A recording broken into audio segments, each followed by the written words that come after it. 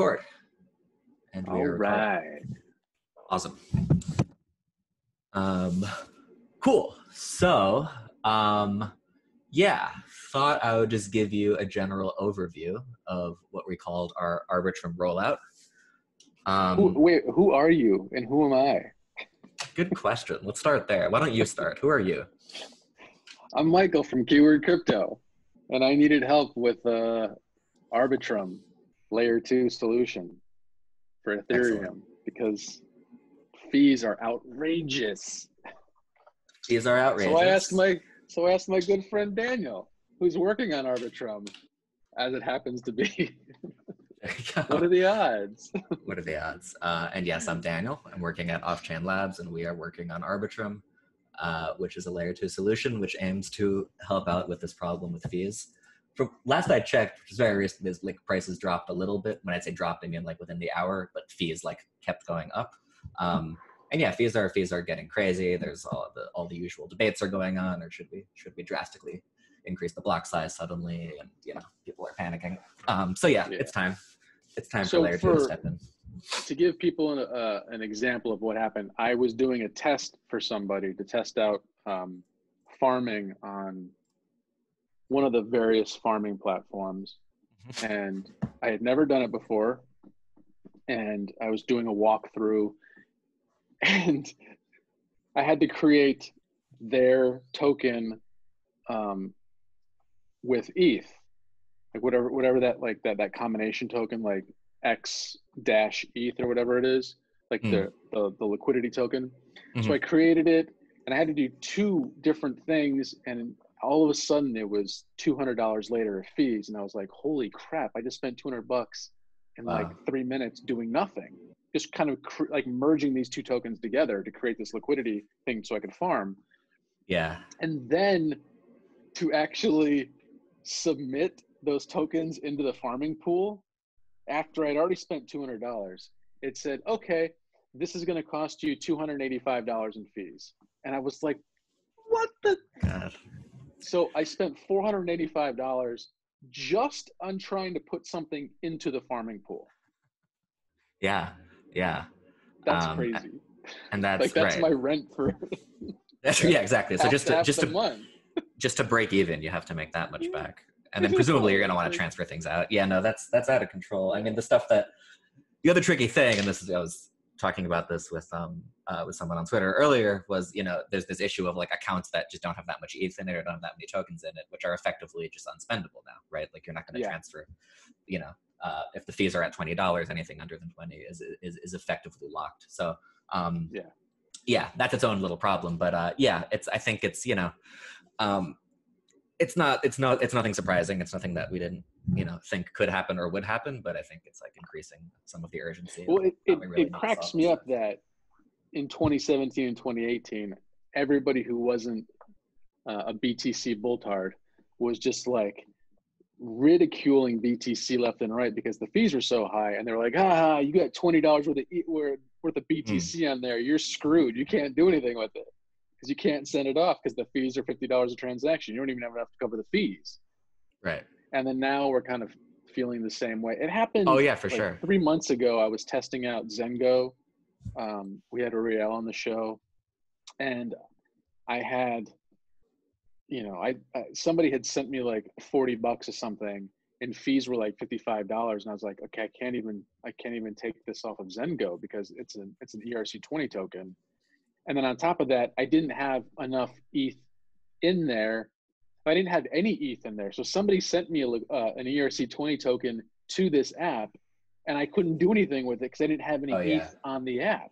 And Classic. I was just like, this is so, nobody outside of, if crypto people are having this problem consistently, that nobody outside of crypto is going to understand it and get it.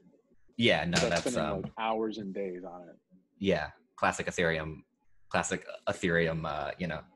conundrum of not having the Ether to pay for the initial thing that you need transferred anyway. And as far as like when fees were shooting up for Bitcoin, and they were going high for Ethereum around that time too, in 2017 to 2018. I think I can look. I definitely make fun of Bitcoiners sometimes, but that was one thing that I don't think I ever actually said of like, ha ha ha, you guys have high fees, because I mean, the reason a chain has high fees is because it's being used, right? And that is the goal. And there's nothing unique about, about Bitcoin or Ethereum in that way, other than that there's a lot of activity. So it's not like other chains have solved this problem. Let's not get into Nano right now. I can sort of hear your wheels turning. We're not going to go there. But Nano has not solved it either. No one has. Mike in Space actually said something really good. I was like, well, blah, blah, blah. Only 1% of humanity even owns Bitcoin, let alone is using it. And he said, well, if the blocks are full and there's a queue, it's not going to matter if 1% or 100% of the world is using Bitcoin. It's not going to change anything. It's just going to be a longer line.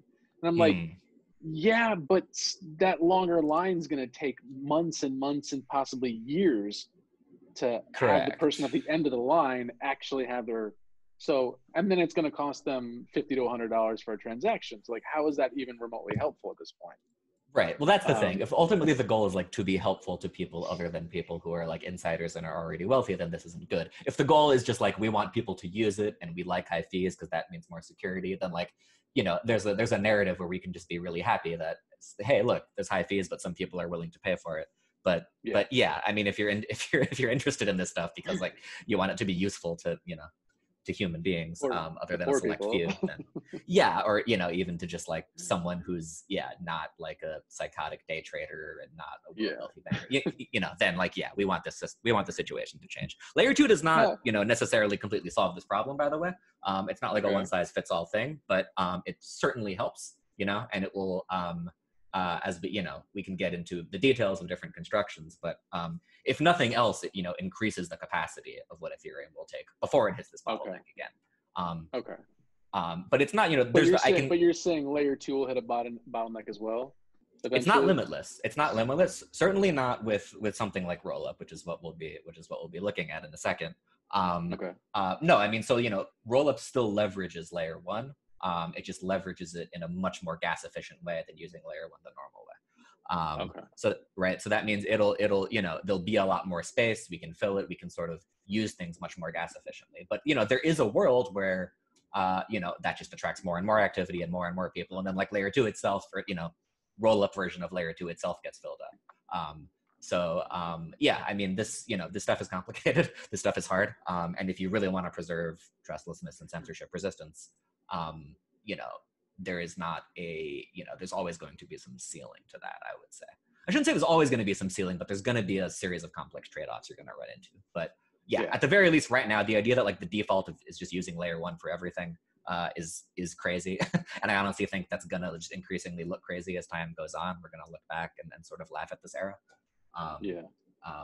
This is look, you brought up Nano, so I'll say one thing about Nano is they even admit that they're hardware dependent at this point. Like they have code that can infinitely scale, but it can only infinitely scale with the current technology.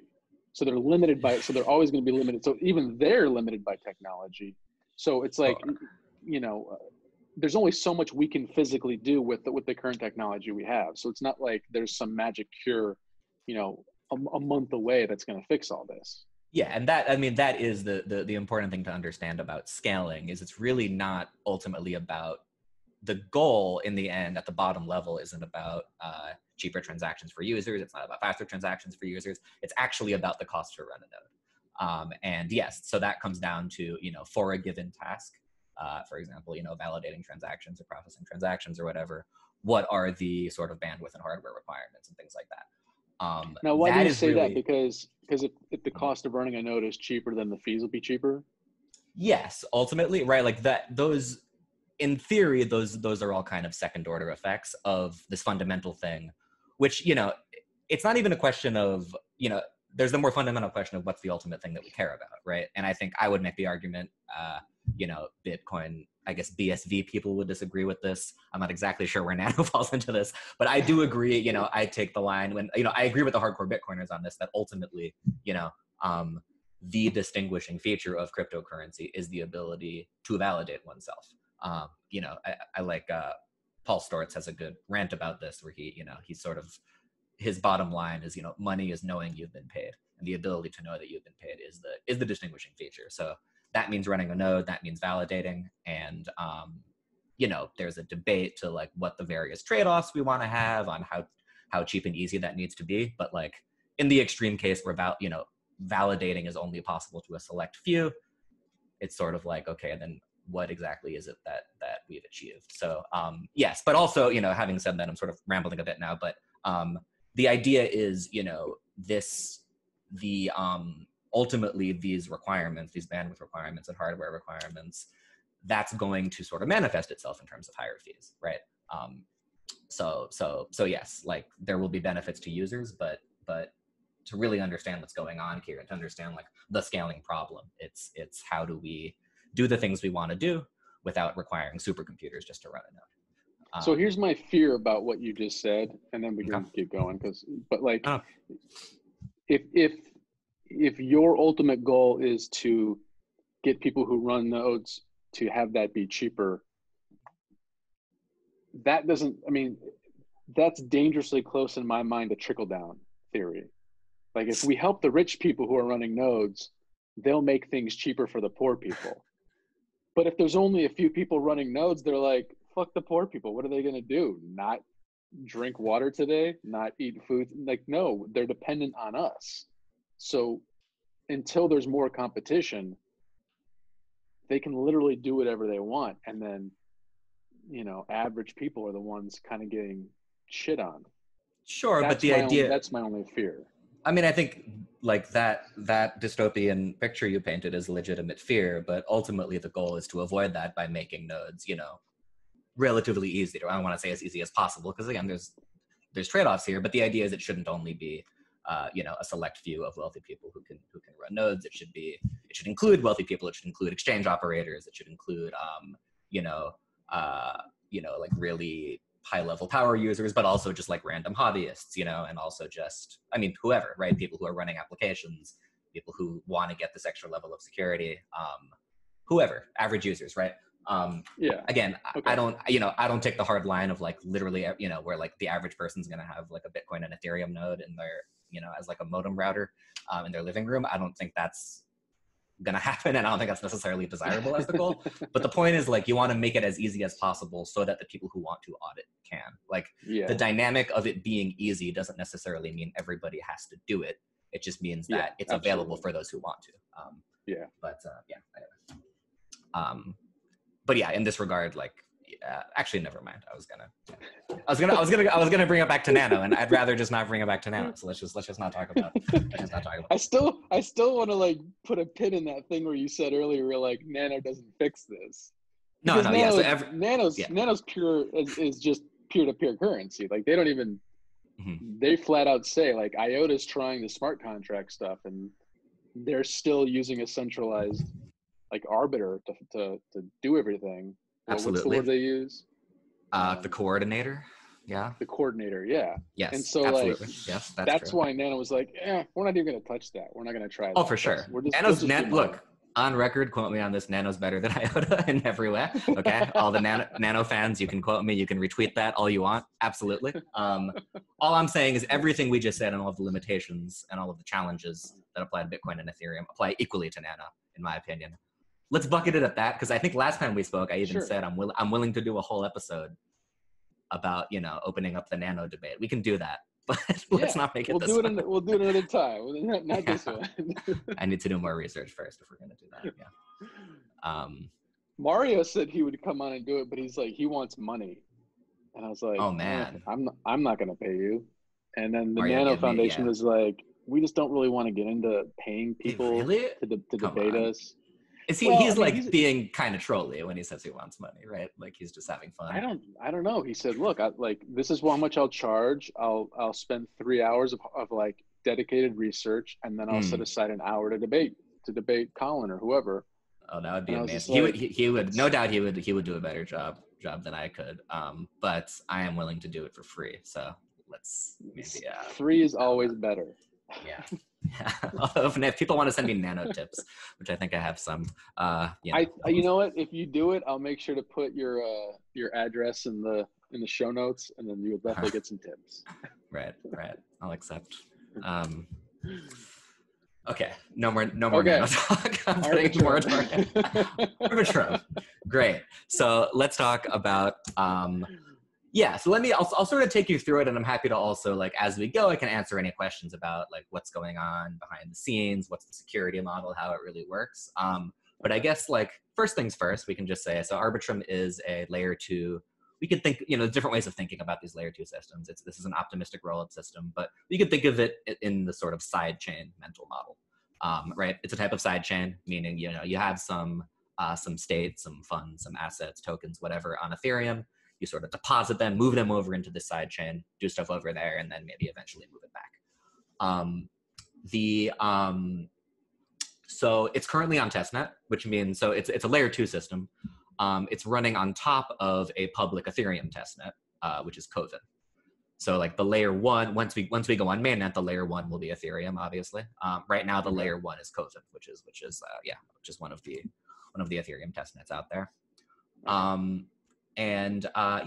Let's get you started on it. So we're gonna use, you can see here, so this is like our just entry page showing all the stuff we have, and you can see, I got a notification of something. We may need to, whatever, we'll figure it out. Okay. So these are a number of apps that we have running on Arbitrum itself. And we support a number of wallets. We're just going to use MetaMask.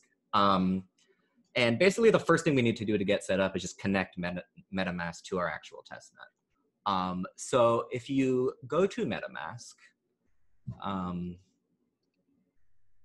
and up in the corner there, where it says Ethereum mainnet. So here you can see all of the public testnets out there. There's Kovan, that's the layer 1 that Arbitrum runs on top of. But we're gonna do a custom RPC, so you can connect directly to the Arbitrum chain. And here, I'll just send you the URL. We have these instructions linked to from the MetaMask page, but I can just, so here you'll be connecting to our Arbitrum node, essentially. There we go, just sent it in the chat. And you may need to also put in the chain ID, I'm not sure though, it might just autofill. Network name, you can call it, maybe you already have it in which case, you already have it. Even better. Pasted. Okay, great, it's already in. So actually X out, I thought I saw, my bad. ArbCove 3, so you're a step ahead, great. Kovan 3, okay. That's the one. Okay. That's already there. I didn't add it. It's already in it now. Really? Yeah. Huh. Or maybe I did add it a while back. You must have. I think I would have known. We are talking to MetaMask about they will do something like that eventually, but I think I would have known if they did it. Before you exit out though, we can do one more thing that you didn't do. Okay. Which is add in the block explorer URL. So this way, you'll get directed directly to our block explorer. When after a transaction goes through. We may need to figure out some Zoom things in 7 minutes, but we can just pause for that. Cool, okay, so if you have the block explorer URL in, cool, so you should be good to go. So you can go back to the Arb rollout page. And so now you're connected to the sidechain, okay? And basically the sort of short version of in terms of like the user experience is we try to get it so that in terms of tooling, in terms of wallets, and also in terms of developer tools, it kind of looks and feels as close to using Ethereum layer 1 as possible. So hopefully interacting with these apps directly feels fairly familiar, which is to say, has the same UX. But you can start up at the top there, that little blinking token faucet, start here. Let's do that. Shout out to Rachel for implementing that page in like a day. Nice. Cool, so here you can claim, here we have like a smart contract faucet where you can claim some funds. Looks like you already did. So you've messed with this already. That's cool. So I'm just looking at your balance. I don't remember doing that. That's weird. Unless I did it like a month or two ago, but I don't remember claiming anything. I mean, that's weird. Weird. And I definitely didn't do it on this Ethereum.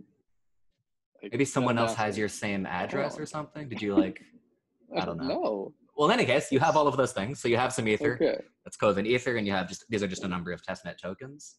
Although I see you don't have any of the A token, which is going to be useful for some things. If you just, Should I click on it? you know what we can do? Go back to MetaMask. Let's try this. Just start fresh. Click on the drop down where it's ArbCove3. Oh, sorry, click on the circular orb. This is what we want. And just do create account.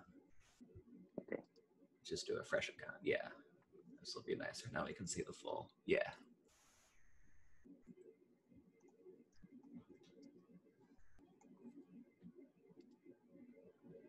Okay. This looks more promising. And that it just says 0. So go back to the faucet page. Maybe we can see an actual claim. Might need to refresh or something. And is that the right address? What's going on here? Try refreshing one more time. It's not. It's not. That's the old one. Yeah, yeah. Just reopen it. That might just be a little user interface thing. Nope. Hold on. It's doing one of my addresses.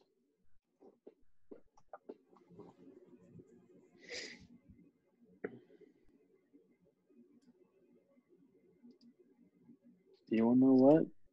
It might be this too. Let me are they different? Oh, that's super annoying. Yeah, we wanted to use the tab just for recording purposes, but okay, so that's fine. I just wanted to make sure. Yeah. I wanted to make sure the extension was matched up with this now, and yeah, so exactly. hopefully. Yeah. I clicked the wrong one. Sorry. Okay. Yeah. So maybe it looks at. No, it's still going to this other weird address. That's weird. Let's see. Let me take a look.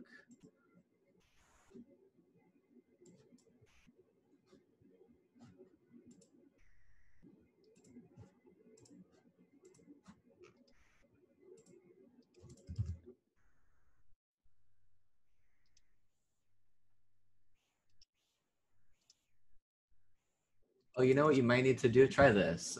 Maybe you're just not actually connected. So in MetaMask, if you click on, I don't know how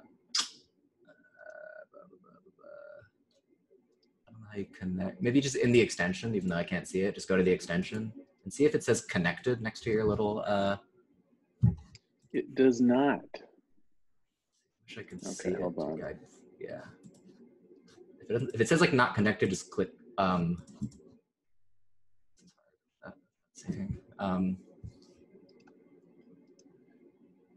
do? Yeah, there's not a connect button anywhere on the site. Go back to the token faucet page.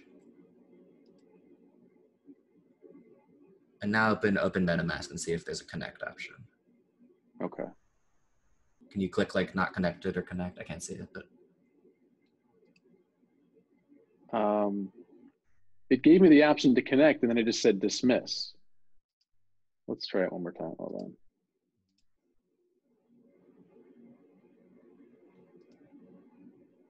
on.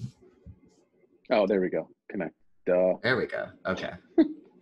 There. Okay. There's a huge green button on the bottom that says dismiss, and then it like the button that says connect is like totally tiny and small. And okay, I'm just done. Okay, right. It's all MetaMask's fault now, but we should make it clear in our UI too. But now we have your address matching. Cool. So now you can just click. So basically, I should say our testnet. So we have our testnet just set to 0 gas fees, just to make it easier to work with. So here you're actually going to directly trigger a transaction by clicking claim, and it'll just give you some funds from our faucet.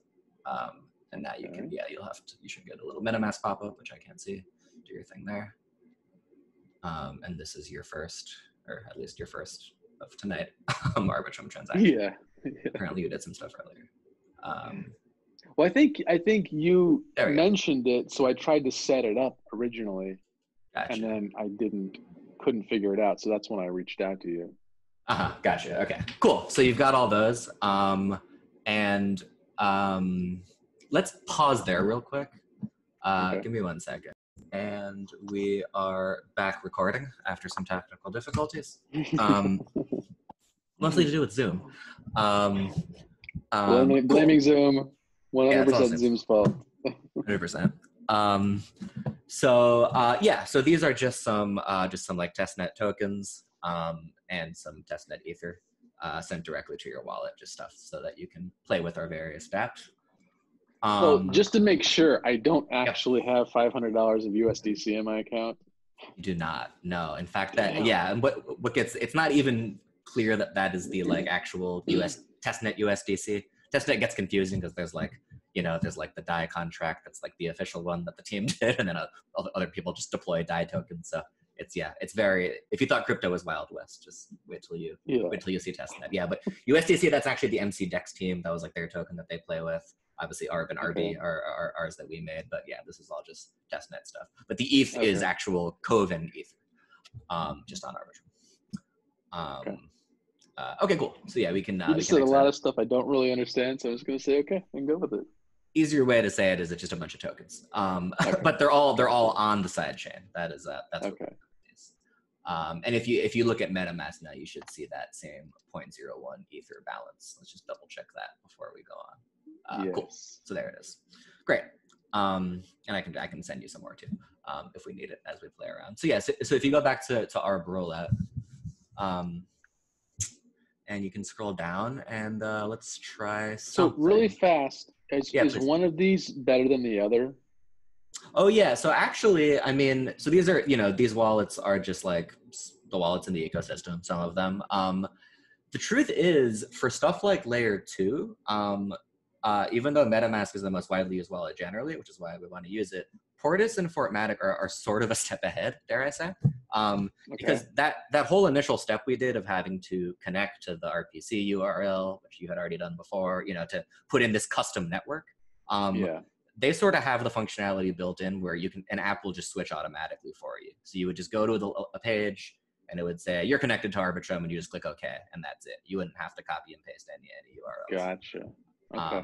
And MetaMask will, we've been talking to these teams, and like they know that like this is what, for layer 2 and side chains and stuff, this is the sort of functionality we need. So they're going to have things like that. But yeah, both Portis and Fortmatic are definitely a step ahead. They also let you switch networks sort of easily and live, which is something that you want to do when you're doing things like depositing and withdrawing to and from the side chain, which we'll do later.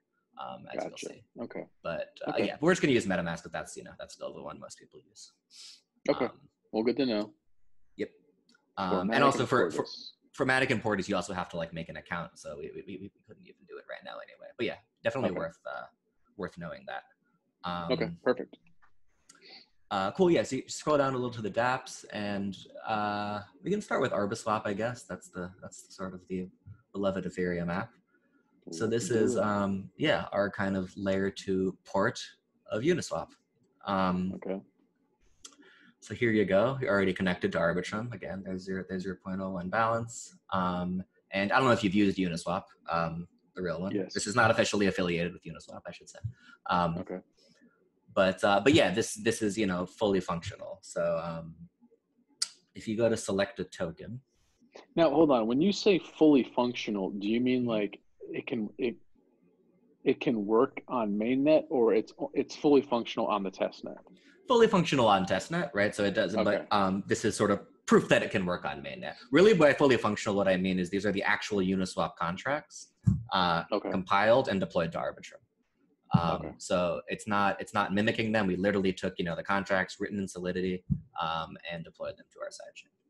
Nice. We actually altered them a little just for optimizations, because there's some stuff you can do for layer 2 to make it even cheaper. So we did a little bit of that, but yeah, it just kind of works out of the box. And then we just kind of forked their front end and plugged our stuff into it. Sure. But yeah, so you can go ahead and go select a token. And this is where, I get nervous because demos never work. So probably, let's just unjinx it or something and assume everything's going to break. But yeah, you can go choose a list. So this is all just, we just have one list. This is just, we're just using because we use their front end. On the real Uniswap, you have a bunch of lists to pick from. We just have our one Arbitrum testnet list. Okay. And there's some tokens, which you have all of, or at least most of, from the faucet. Yes. So you can pick whichever one suits your fancy. Okay. Cool.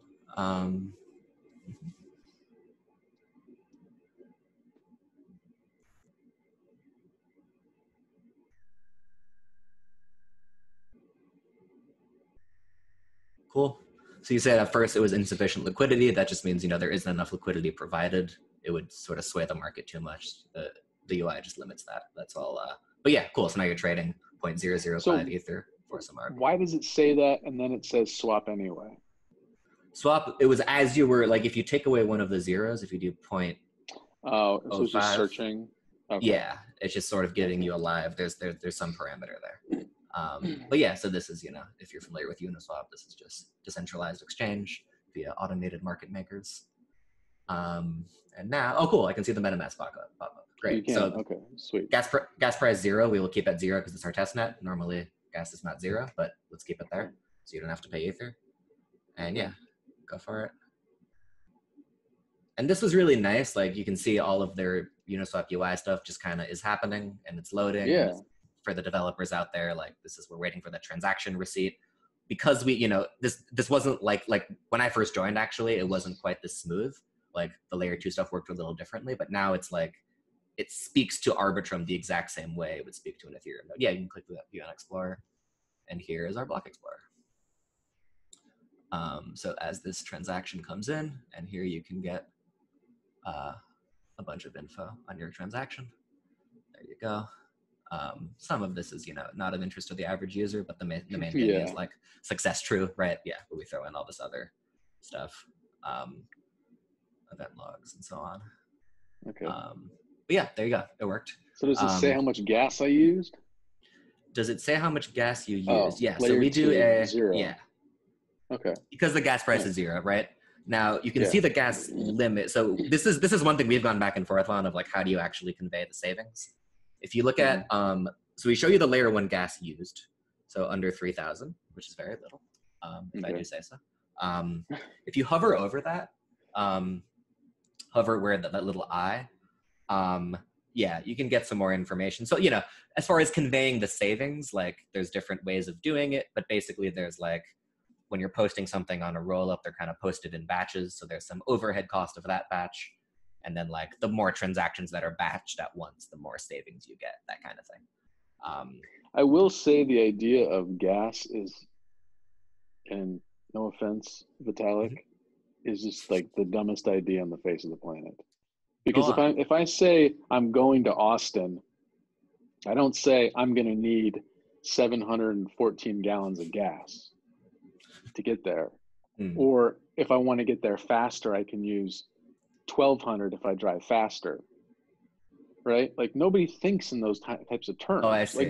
Like nobody in culture talks that way. We say if you go fast, it's going to cost you this many dollars in gas. If you go slower and get more miles per gallon, it'll only cost you this much in gas. I see. So you mean, like, the abstraction of calling it gas doesn't really analogize well to fuel. I never thought of it that way, but you have a point. It's a very awkward thing to think about it in those terms, because they're like, this is how much gas it's going to cost. I'm like, well, I don't know what that means, because I don't know what the speed is for the amount of gas you're telling me. Because I know if I'm talking about my personal car, I know if you say it's going to cost you 1 gallon of gas, I know that's going to get me 42 miles because I know the miles per hour of my car. Right. You're fixated on the speed component of the analogy. Yes. Or just like, I don't know the basic miles per gallon of gas. Sure. Ethereum. So how would I know how much gas? Like, I have no idea what that means to me. It is, I mean, the truth is, it is a, to counter, gas is the key innovation of Ethereum. So, like, it is a necessary piece. You do need this other level of abstraction. It is confusing. I don't know a way to make it less confusing, though, is the problem. I mean, we could just try to always talk in US dollar terms, right? Because that's really what most people want to know. Just talking ETH terms. It's going to cost you, this is the fee. Yeah. I mean, like Bitcoin does it. It's going to cost you this much in Bitcoin for fees. It's true. That would be a better, you could just show that to users more. This is how much Ether it's costing you. And then gas could be something that's generally abstracted away. The reason we use gas is like that is the unit. Yeah. Like, no, I know. It's all crazy. It's going to cost you $29.50 gas plus 30 Gwei. I'm like, oh, what is that? I don't even know what Gwei means. I've been Yeah. in crypto for 4 years now, and I have no idea what Gwei means. Right. That's just a unit. That's just a little bit of Ethereum. But yeah, I mean, if you find gas confusing on layer 1, you're going to really hate layer 2, because the thing is, well, here's like, the good news is from a user perspective, it's basically the same. Like, as you saw, you just like pay gas, Yeah. the Ether that you have on Arbitrum, and that's it. Just like you pay gas with Ether on layer 1. Behind the scenes, though, when you're losing layer 2, there's actually like 2 different things you're paying for.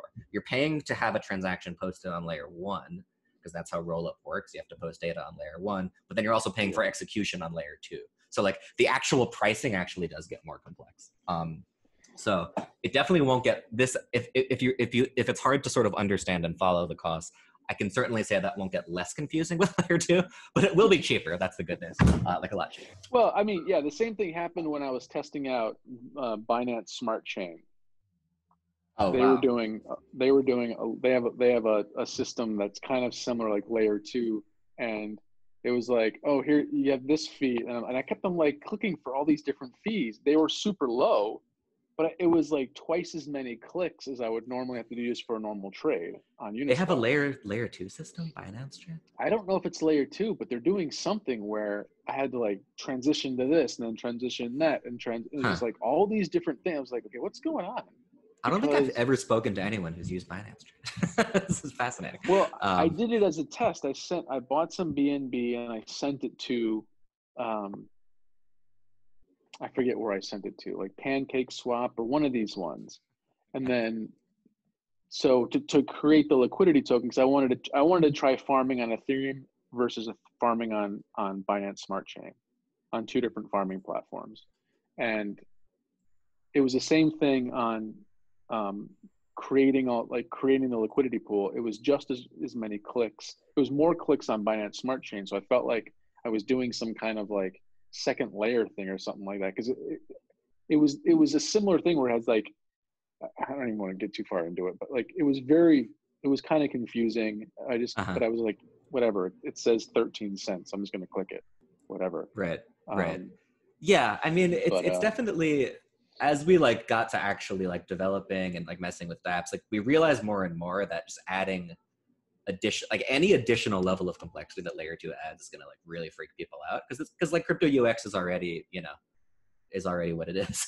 Painfully, it's painfully bad.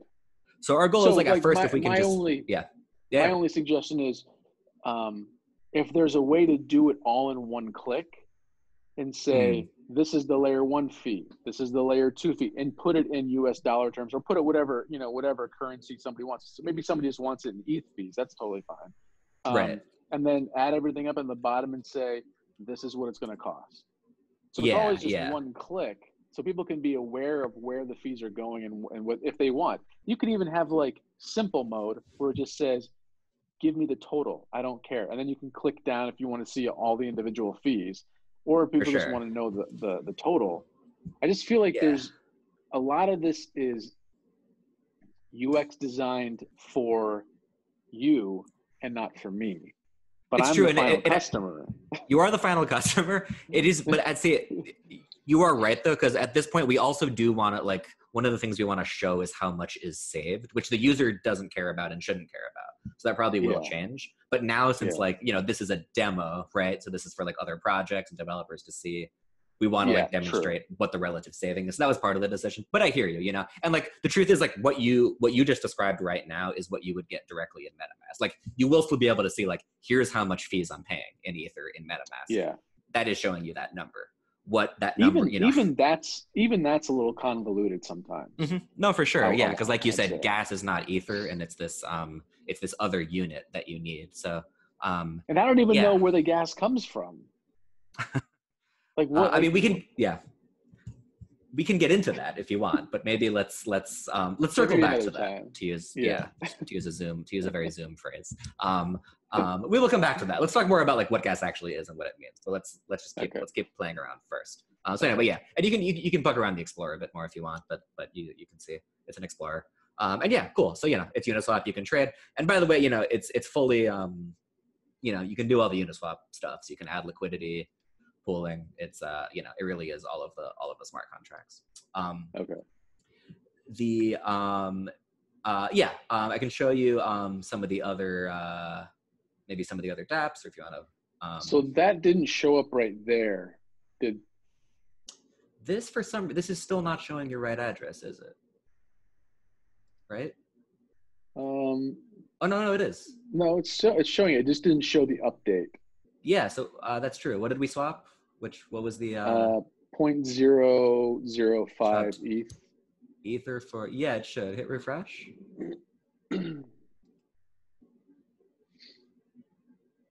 Huh. And it was Ether for, what was the token? USDC? Arby. Oh, it's for Arby? That's weird. I'm pretty sure it was, yeah, Arby. Yeah, so you see it so updated I should have 46. 46 and 0.05. Yeah, something, just the faucet UI. I don't know. It's probably just some front end bug. Okay.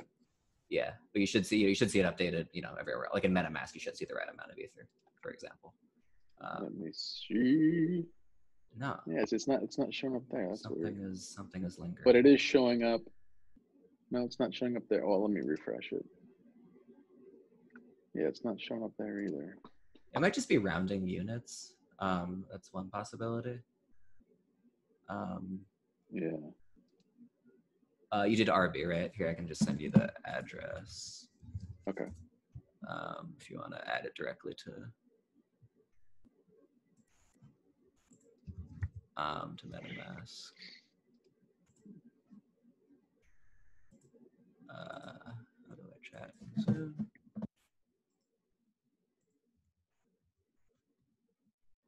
Thank you. Yeah, let's see what that shows. So if anybody doesn't know what I'm doing, you can add tokens. So if you don't see your token here, you can add token. You can search for it. Arby doesn't show up, so yeah, you do a custom token. You got it. And that address he just gave me, token symbol is Arby, and I'm assuming it's 18 decimals. Yeah. Okay. And now it shows up. There's your Arby. And I go back, and then now it shows it. But for whatever reason. But it's a stale balance. That's so bizarre. It's not. Okay.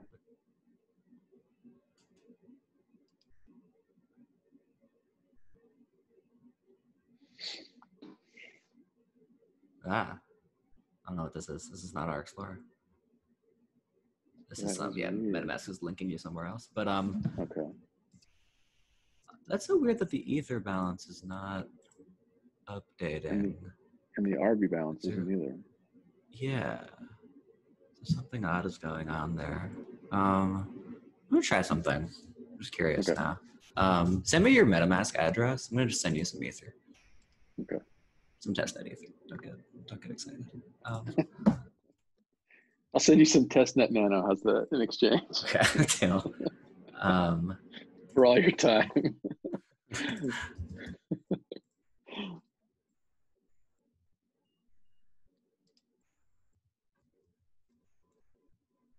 Okay, sending it 0.2. Okay.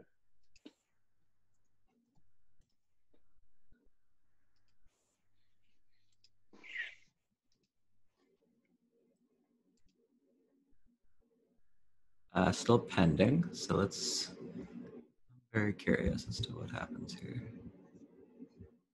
There we go. Okay, so you got it. Yeah.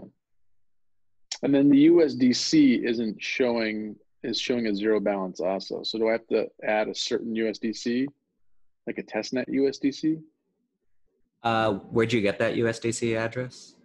Or like where did that come from? I just did a search for USDC. Oh yeah, there could be like there could be a few called USDC, so I'd be careful. But yeah, you want it, if you go to the faucet, like we'll link you here. I can just send you the address. The faucet like links you to the Explorer contract. Oh. Yeah, if you click that, yeah, okay, then you can just grab the address. Perfect. From there.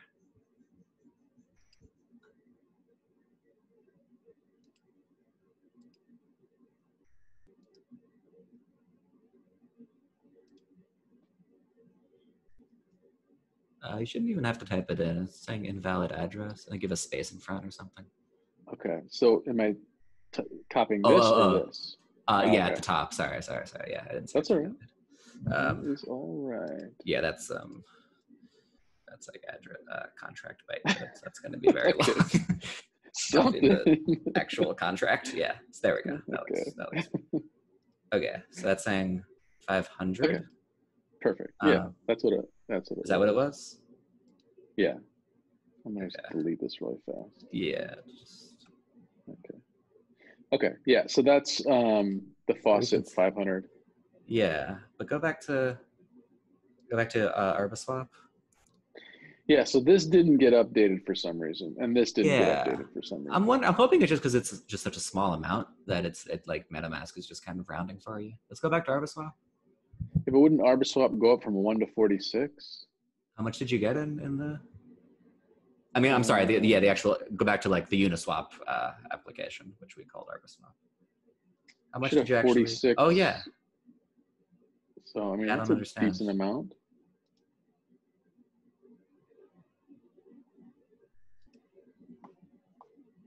Yeah, so it's showing up there. Yeah, You know, this was wrong. happening. This was happening on Binance Smart Chain. I bought some cake. That's because that's the pancake swap token, and it showed up just like this on theirs. It said I had like 10. You know, I just put like 20 or 30 bucks in, something like that, whatever it was.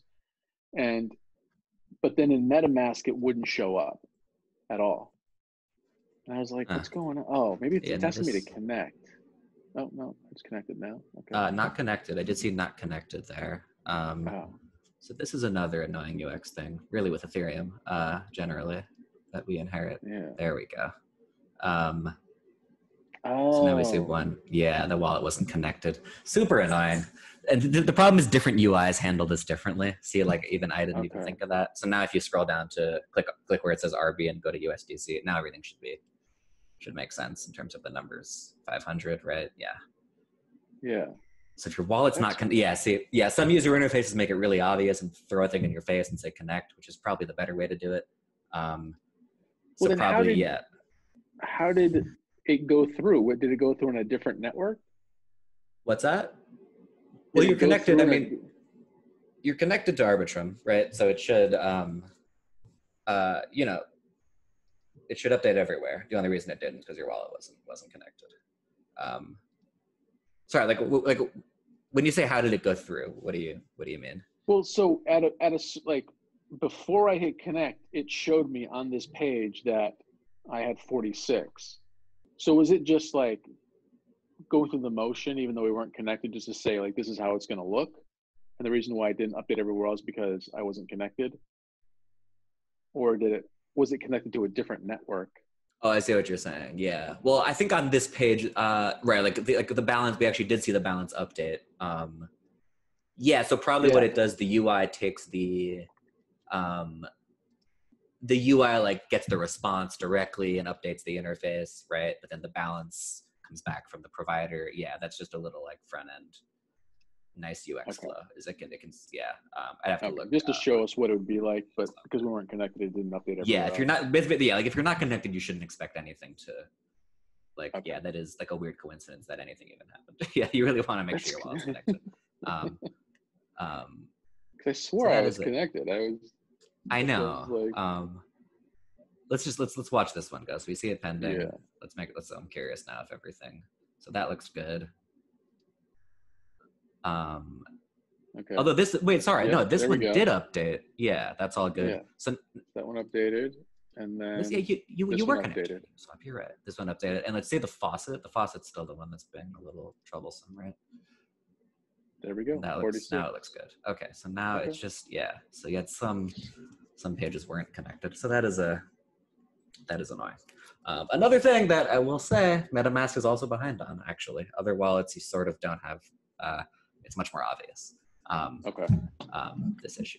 Well, I'm going to check those out now because I like I don't want to say I like MetaMask. I've figured it out now, and so it's I know where to click if something goes wrong, but it's definitely not intuitive for me. Sure, it's gotten better, and I'm not knocking MetaMask because it's about as, you know, it's about as user friendly as it gets. Again, these other wallets are ahead when it comes to these specific things that are needed for layer 2. But yeah, no, there's definitely things there that are weird. Especially if like you were describing earlier, you're having to do multiple steps, multiple transactions. That can, and if they start stacking, like you have two L1s and you're like, it can certainly get overwhelming. And I also don't want to be dependent on MetaMask. I feel like right now For sure. I'm 100% dependent, and oh yeah, and I have to trust MetaMask 100%. And if something goes wrong, I'm just like, all right, well, there goes all my money. No, yeah, absolutely. Not that I have all my money on MetaMask, but you know. Yeah, no, yeah, good.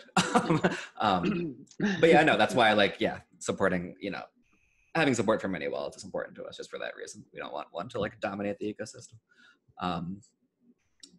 So anyway. How far away is this from a reality? Well, we are, you know, we're close to mainnet. We're going through, you know, round of audits. The goal, you know, so the initial, like, we're thinking like by March we can have something on mainnet. The goal then, when I say mainnet, the initial release will be like mainnet beta, so it will be like on mainnet, but there'll be, you know, like a backup multi-sig kind of like admin key sort of thing for if stuff goes wrong. So it's not really live at that point, right? So it's sort of, we're still kind of testing it out. It's really not until we kick those training wheels out that we can say it's really live. But yeah, it will be literally on mainnet, hopefully by March. And are you and Jing, like, do you guys talk to each other and know how far along each other is? I mean, I haven't been communicating with her much lately. You know, obviously we keep an eye on what Optimism is doing. Yeah, I mean, you know, we're definitely competing for the same market. There's just no way around it. So yeah, we definitely keep track. I think, like, you know, part of the reason we wanted to do this and put out all these apps is like right now, this is the clear, in our view, like a clear advantage that we have is that we really, you know, deploying an application onto Arbitrum, or, you know, gearing some set of smart contracts up so that it can be on Arbitrum is really just like deploying it to Ethereum. You don't need to do this like ad hoc special work for it. So we wanted to just like show that it's possible. And like, you know, with these dApps here, like the Arbiswap one we just did ourselves. We just, you know, took their code. They didn't work with us. With others, like other teams just kind of stepped up and did it. With others, they kind of worked with us. And we want to just show that like we are at the point where it really is that easy. Like if you are a developer, you know how to deploy a contract, you can just deploy it on Arbitrum. Whereas with Optimism, it's just not quite like that. Like they did a big thing with synthetics, and it was like a big project just to get synthetics onto layer 2. So yeah, we wanted to just demonstrate that this is what we're capable of. There's obviously other like technical differences between us and Optimism, but that discussion gets a bit wonky. Is the difference between you and Optimism like the difference between Chainlink and Band? That I don't know, but go on. What do you have in mind there? No, like, is it like, so, I mean, if I want an Oracle, I've got a couple options. I can go with Chainlink, I can go with Band, I can go with, you know, whoever. There's like, I think there's like, you know, I mean, mainly Chainlink and Band are the two big players right now. But is it just like, I'm going to pick whoever and that's going to be the layer 2 solution that I'm working on with my site? And so it's kind of like, you know, you two are competing for like contracts or something like that? Yeah, it'll be something, you know, sort of. Okay. I mean, you know, and when I say competing, it's just like, you know, we're working on similar tech, right? Now, there's probably going to be a world where there's all sorts of different layer 2 solutions out there, right? But like we're both doing, you know, optimistic rollups that support smart contracts. Obviously, both can exist. And by the way, projects can also deploy on both, right? There's nothing stopping that. I suspect that, you know, as layer 2 solutions come up, like something like Uniswap or BurgerSwap, as you see here, these automated market makers, like there will just be a bunch of them on these different chains. So yeah, you know, we just want to like show this as a differentiator, is like we actually are at the point where we just like truly support generalized smart contracts. Yeah, you know, there's other things we can well, the only reason I ask is because if you're familiar with Lightning Network, there was a guy who was competing against Lightning Network, and then when Lightning Network put out their paper first, he just quit and gave up and started working with them. because he was like, there's not room for two different layer 2 solutions on Bitcoin. And they were slightly further ahead. And so he just gave up, and it turns out Lightning Network probably isn't going to work, you know? And so they're doing all this work, and they're still, you know, and so that's what I was wondering. It's like, he pretty much said there can only be one layer 2 solution for Bitcoin. But you're kind of saying that's not the case for Ethereum, which is great. I don't think that's the case. That just means no, not at all. More people to work on more stuff, and that's more people, more competition. There also, I mean, there are cases where, like, you know, you want different layer 2 solutions for different use cases. If you really want like speedy instant transactions, you might want to use channels for something, right? You know, if you like really care about throughput but don't necessarily need smart contracts, maybe some plasma type stuff.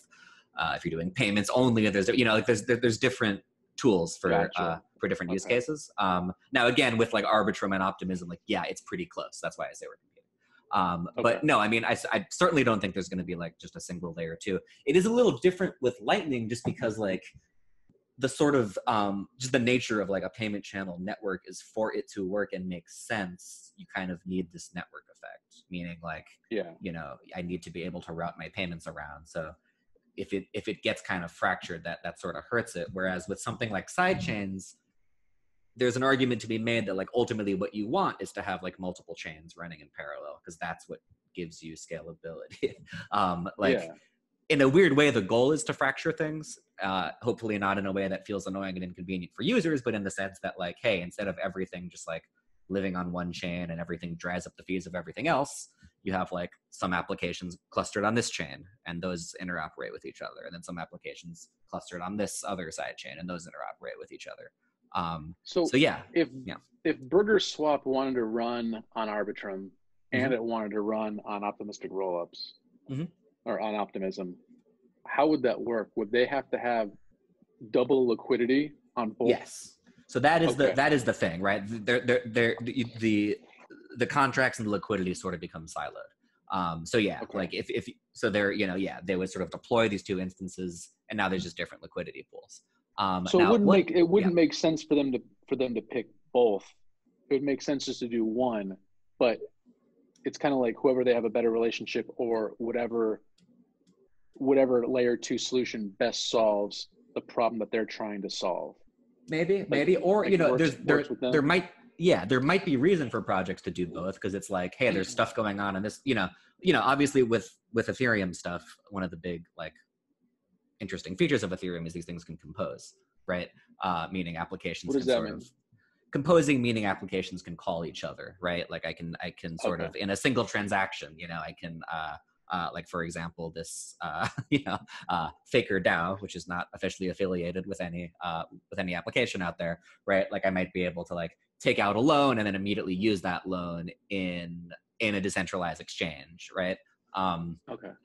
Or you know, to take an example that's like real, you know, there's like this pool together application, which like is this no loss lottery where you can earn interest, and then, you know, that interest gets distributed. The way it earns interest is with a totally different application, Compound. It just sort of plugs right into it, right? So like that's one of the cool things you can do, is these things all just like plug into each other, and you can just sort of use whatever is available. Well, if things are on different roll-up chains, you can't plug in as directly or as easily.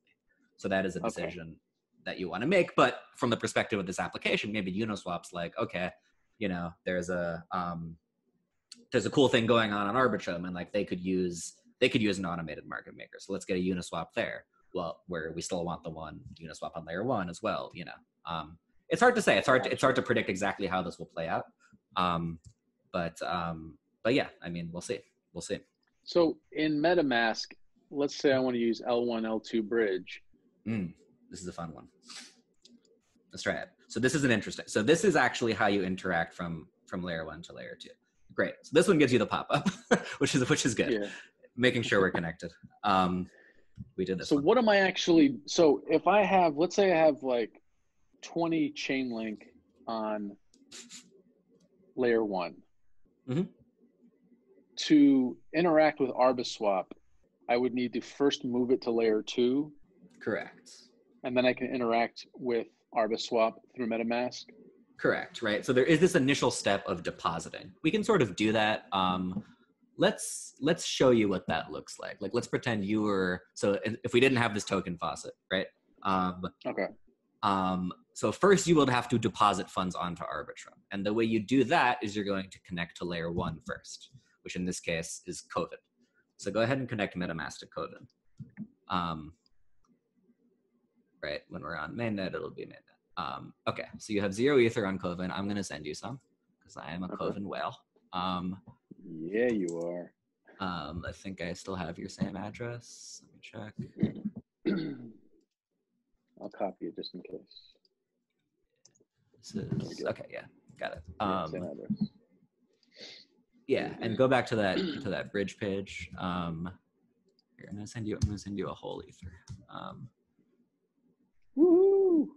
Yeah, it's your lucky day. That'll be the last time I do that because it's dumb and cheesy. Oh, OX16, yeah. Oh, that's right. Okay.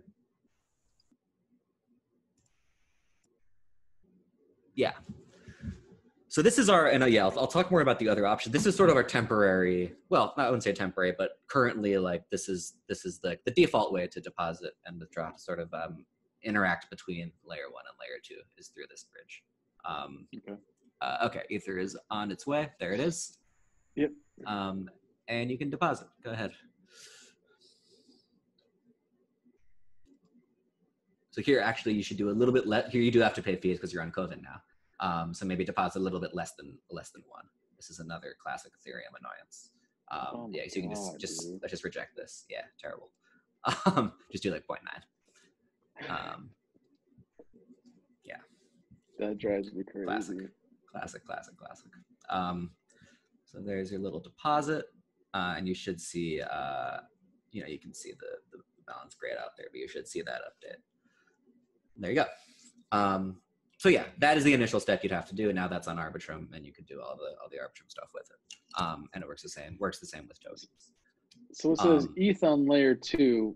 Oh, because it's the ETH that was already over there. Correct. Same Ether. Okay. And yeah, if you connect now, you'll see your balance updated. Okay, gotcha. That makes sense. There it is. So that is, as far as like UX stuff, that is definitely like a new thing, right? Like there's no equivalent. If you're used to layer 1, this is a new thing to get used to, of like there's some depositing and withdrawing and stuff. Now, a few things. Again, the other wallets already, like you wouldn't have to switch manually between networks like that in order to do this, which is nice. Even with MetaMask though, maybe I shouldn't like say this or like promise anything on behalf of other teams, but let's just say, like, from talking to various wallets, it's pretty clear that what they want to do is just build this sort of functionality directly into the wallet. So imagine like you'd be able to do all this without ever leaving MetaMask. You wouldn't even need this a bridge page like this. Now, we can also show you. If you go the other way now, let's do a withdraw while we're here, and we can do it with tokens too, but it's the same thing. So we can we'll stick with Ether. Oh, okay. Yeah, just throw in some, however much.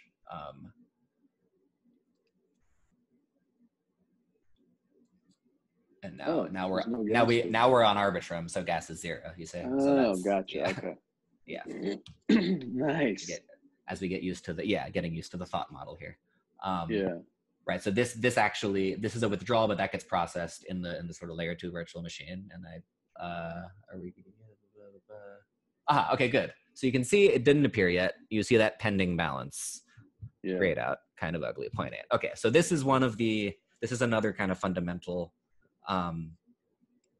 feature, really a fundamental limitation of something like of this style of layer 2, including optimistic rollup. Basically, any layer 2 solution that involves a dispute period. So this is just how it works, right? When you're withdrawing, when you're doing some interaction from layer 2 back down to layer 1, you have to wait. And basically you have to wait because you have to give the validators time to prove fraud if necessary. Okay, this is just sort of how the security works. Same thing with Lightning, right? Same thing with Plasma stuff, although there isn't much Plasma stuff out there. So there is a delay for withdrawing back to layer 1. I mean, is it more or less just like 30 confirmations, like normal? It's going to be more than that, though. Right, so normally it's like, we recommend you wait. because just to be safe. In this case, you literally don't have access to your funds up until some period of time. Yeah. Now that period of time is a parameter that can be set per chain. It's a security thing. We're going to be very conservative at first. And like on Lightning, it's 24 hours. We're probably going to do more. Yeah. Wow. Now, yeah, we're going to, and for ours, it will be more than that. Now, I should say on Lightning, there is a way around that. There's like cooperative close, but there is like a worst case scenario where you have to wait up to 24 hours. Same thing with ours.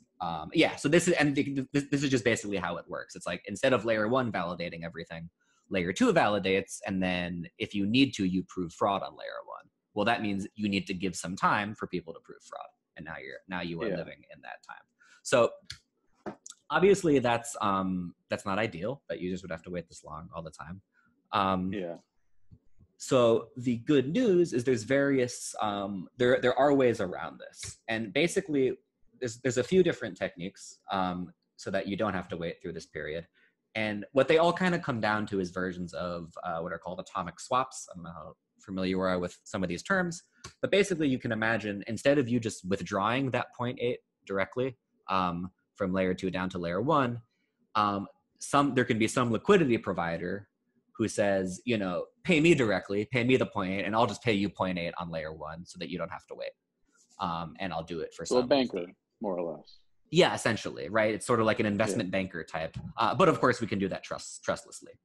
So he's got money on layer 1 and layer 2, and he says, you give me money on layer 2 and I'll give it to you on layer 1, so you don't have to wait. Exactly, which is kind of how like Lightning works generally, right? Like those sorts of atomic swaps. But yeah, so he has like low time preference. He's like a hodler. He's willing to just sit there with his money, and yes, exactly what you said. And he charges a fee. Charges some fee, and then you'll just get it instantly. So the whole idea behind Bitcoin of not having middlemen is introducing middlemen to solve the problem. There is a middleman, okay, but it's yes. I mean, this is what I wanted to ask Vitalik that he didn't really fully answer when we were talking. Is layer 2 essentially like Lightning Network, or is it only when you do atomic swaps that it becomes like Lightning Network?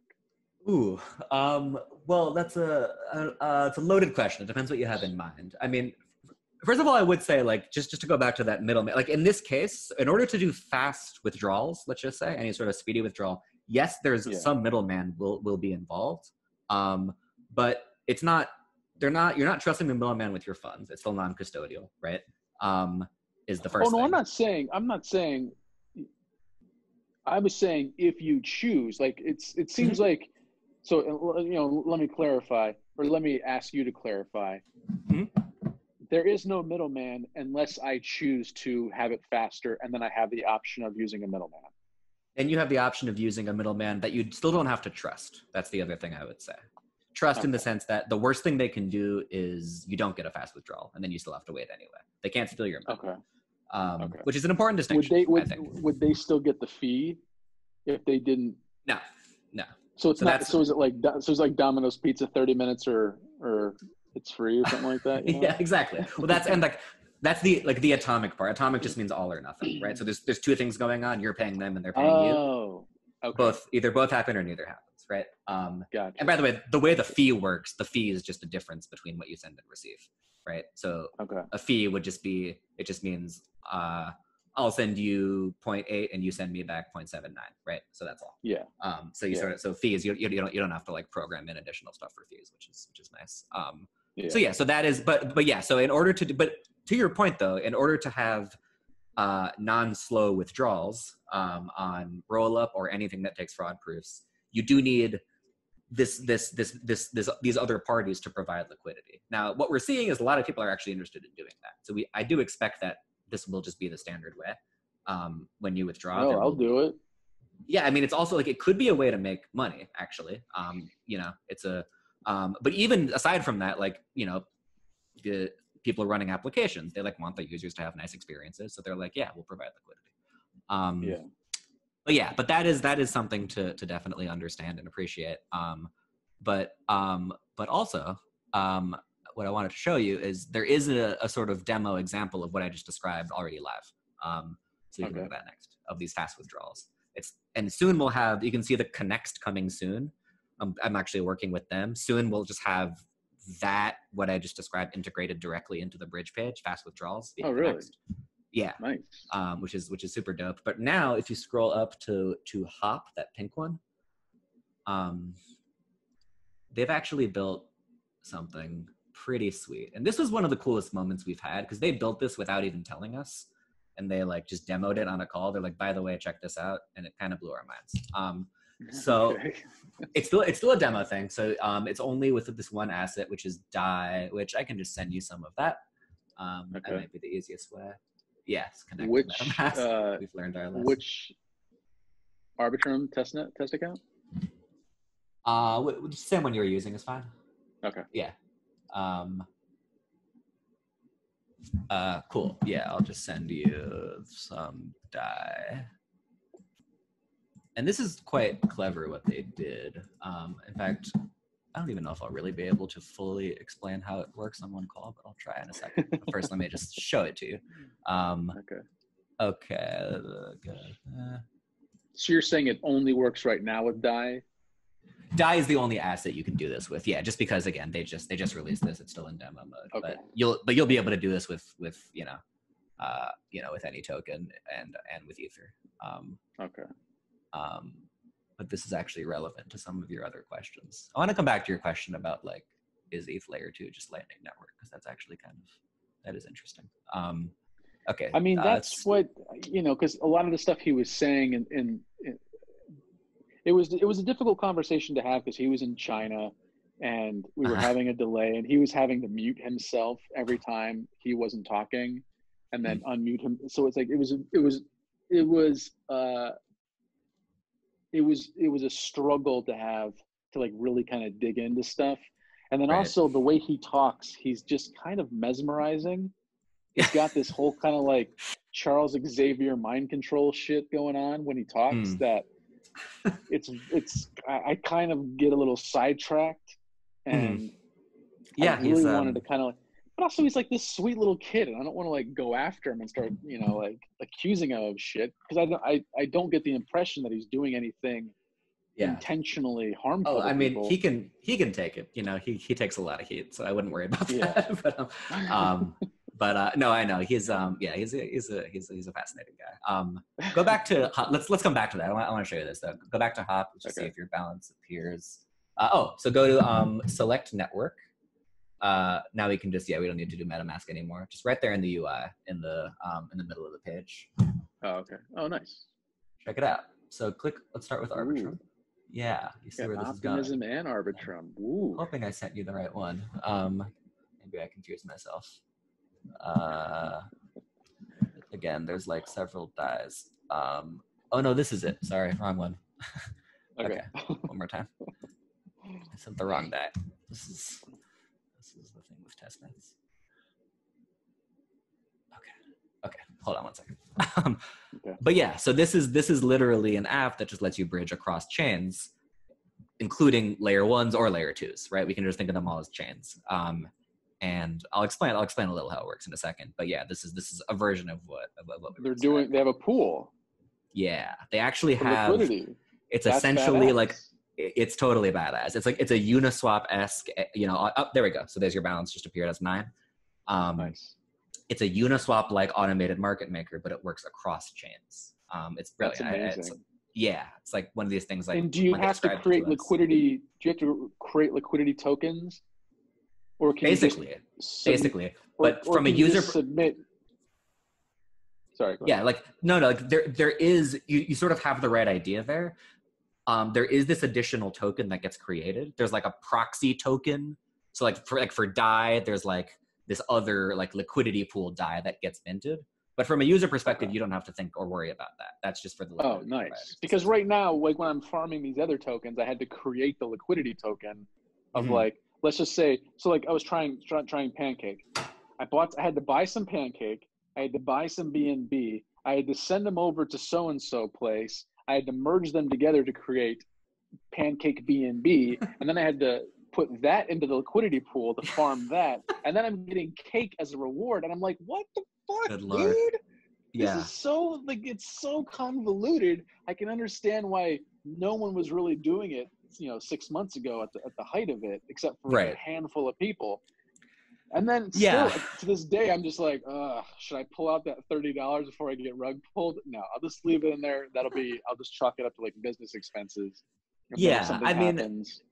For something like this, I would say, like, if you want to like be a liquidity provider and like be the one who like arbitrages and whatever, like that's probably going to get complex in the way you described. But the real use case for this for users is you can just quickly move funds across chains, and that is super easy. Yeah.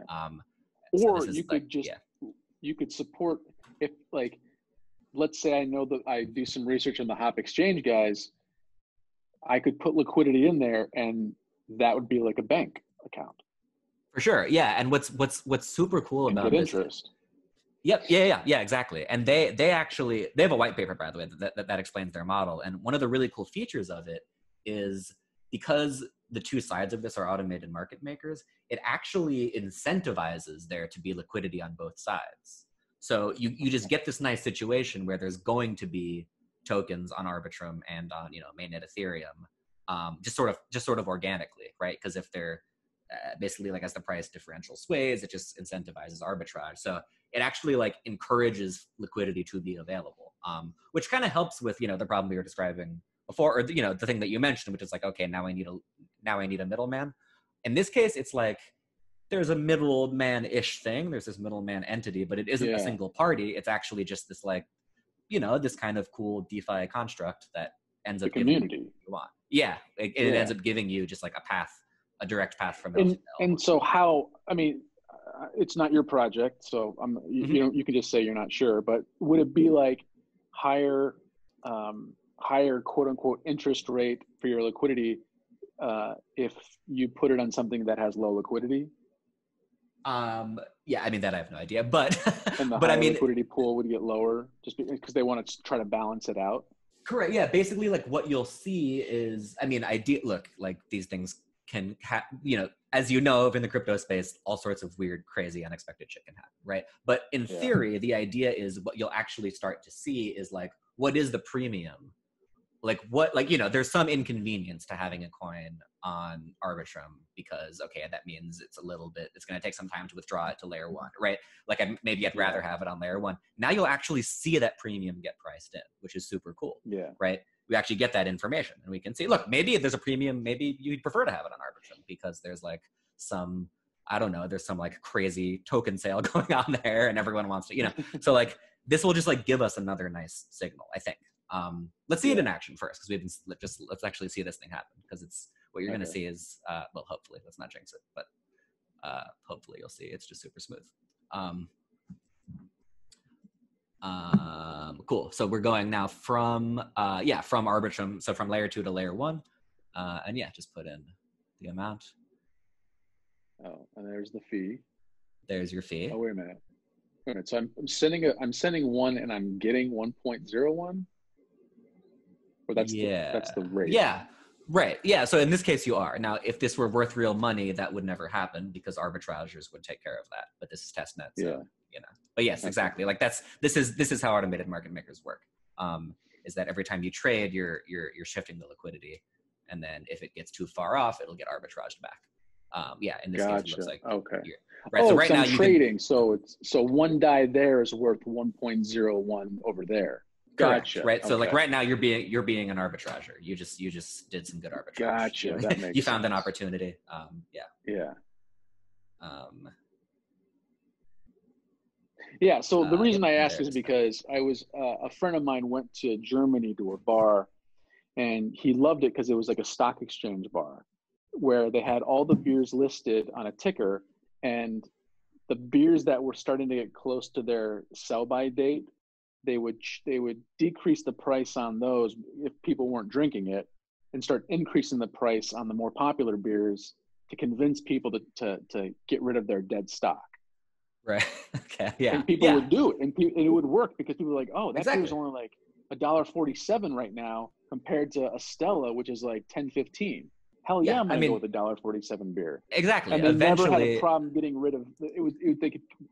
constantly be cycling through their stock and never have to worry about like stuff expiring or this or that. And like, it was such a genius idea, because if someone's like, fuck it, no, I really just want a Stella, I'm going to pay the $10. They're like, great, fine by us. Yeah. Normally exactly. it's $6. So we were charging you a premium and you're willing to pay. Like, it's Exactly. such a genius idea. That's why this sort of, and by the way, you can see your transfer is done. Didn't have to wait for the 24-hour period. You had your Dion Coven. So yeah. But yeah, I mean, balance. Okay, nice. Balance, yeah. Nice, and dude. that is legit on COVID. Yeah. So this is a super cool thing they built. But yeah, I mean, that's the sort of thing, like that basic principle is, you know, as like skeptical as you want to be of market mechanics generally, and I think compared to like some people in the space, especially Bitcoiners, maybe I'm a bit more skeptical. It is true that at a certain point, like when incentives are strong enough, people are going to respond, right? And that's why things like automated market makers will just work, right? Because at a certain point, arbitrage is going to kick in. And to be clear, and this is what I harp on capitalists about, is that it absolutely works with things that I can say no to. Right? Correct. Like a new phone or a TV or a chair or whatever. But once it comes to things that I can't say no to, or else I'll die, like water, food, healthcare, that's when people, or housing, that's when people start to take advantage of the system. Because people say, oh, well, this is just the market rate for housing. Well, no, it's studies have shown in Los Angeles that if you're homeless, you lose 20% of your lifespan on average. Homeless people die at like 62, and the average rate of life for men is 84 or whatever it is. So they're losing on average roughly 20% of their lifespan just from being homeless. So to say that housing is an option is like saying water's an option. Well, you're not gonna die right away if you don't drink this, if you don't buy my water, but you're gonna die within the next 7 days. Right. So I didn't kill you because you didn't because I was charging $100 for the water. You chose not to, and you died 7 days from now. That's not my fault. Like that's what capitalists think. And that's what I get frustrated about. So like, I love this, like, that's why, like, you know, if people see me cheering on capitalism, I'm cheering on the free market, because I love, because the free market is stuff that you can say no to. And that's what I love about stuff like this, or stuff about this. So yeah, no, I'm with you. I have to get on my soapbox at least once. No, I mean, I've you know, I've seen you on Twitter, and I think you and I were definitely both, certainly as far as the space goes, on the leftward end of things, certainly compared to Bitcoiners, right? And I know I too get frustrated with some of this stuff, but yeah, I mean, it's I think like when markets work, they do amazing things, and markets are good, very good for some things. But the idea that they are just the inherently best solution for all things is just like this weird fallacy that a lot of people have that I get frustrated with as well. It's just so far removed, and it's just very far removed from actual material. They just want that because they want another market that they can control. That's I think that is there is a lot of that going on, unfortunately. There's also just this, it's just they're sort of so fixated on these abstractions and competition and market forces kicking in, and you know, if you just actually see how this stuff plays out in practice, what are called free markets, as you said, are often just not at all free, and that is a good place for democracy. But anyway, so do you foresee people just living on layer 2 essentially? Yeah, so that is like the other getting thing. Paid on layer 2, and I think so. I think for a lot of things, like as we're talking about, you know, these little apps for making withdrawals easier. The other thing to say is like some people, you know, ideally you'll just want to keep your funds on layer 2 at least a lot, right? But ultimately, the only thing is, I would have to keep it on Arbitrum layer 2. Right? I mean, at any given point, you're on, like, if we're talking about rollups, let's say, it's not just like layer 2 period. You're on a specific, let's say, you're on a specific side chain, right? But yeah, I mean, for example, if there's like I don't know if you know Compound, but that's the one I mentioned earlier, just an app for just like earning interest on your crypto. You know, that's an example where you would like deposit into Compound, and then often you want to leave it there for a while because it's earning interest. If that's on layer 2, then great, that's even better, right? So like, and you know, if you imagine, okay, there's Compound and there's various other DeFi applications, like some of the other weird farming vegetables you were mentioning, like if as like a whole ecosystem of those things starts forming on certain side chains, then maybe you just want to like sort of live there and or you know, leave your funds there for a fair amount of time. Like we expect and hope it's not always going to be like, you know, put your funds on a side chain, do a thing, and then take them back out. It'll be like, oh, I can just sort of live in this territory sort of thing.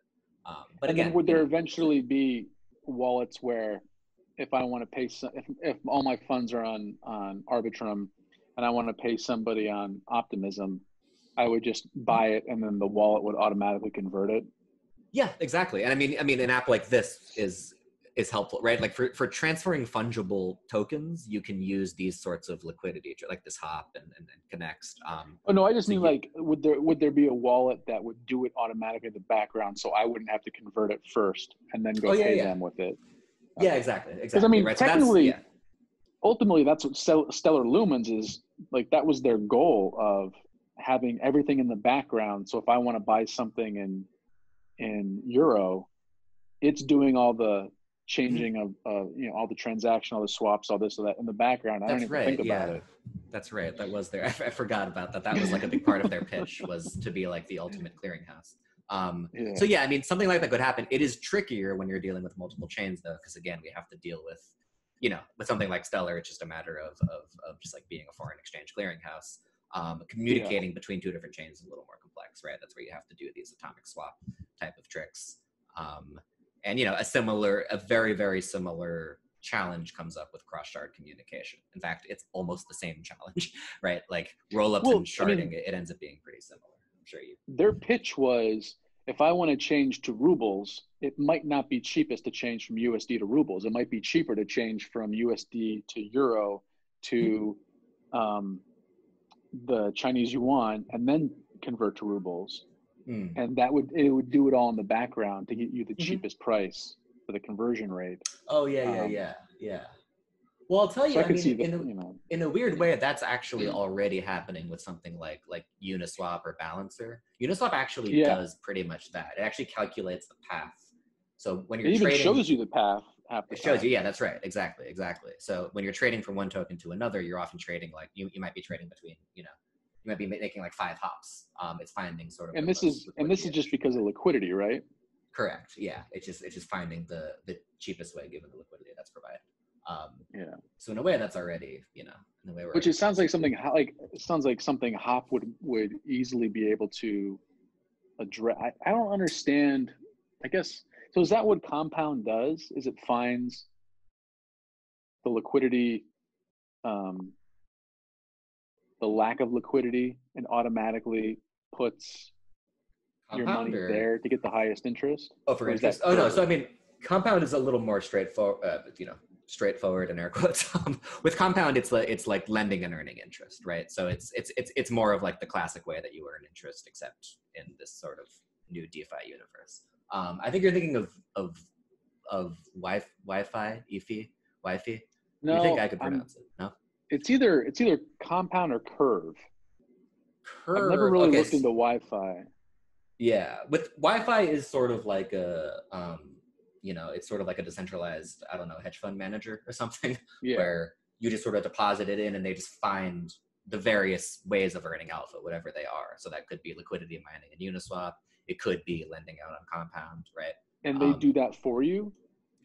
Essentially, that's my understanding. I shouldn't say too much because I haven't dug too deep into it, but that's the basic idea. Is it's like you deposit into this contract and there's some like governance voting thing that just kind of finds the best alpha in the Ethereum ecosystem, something along those lines.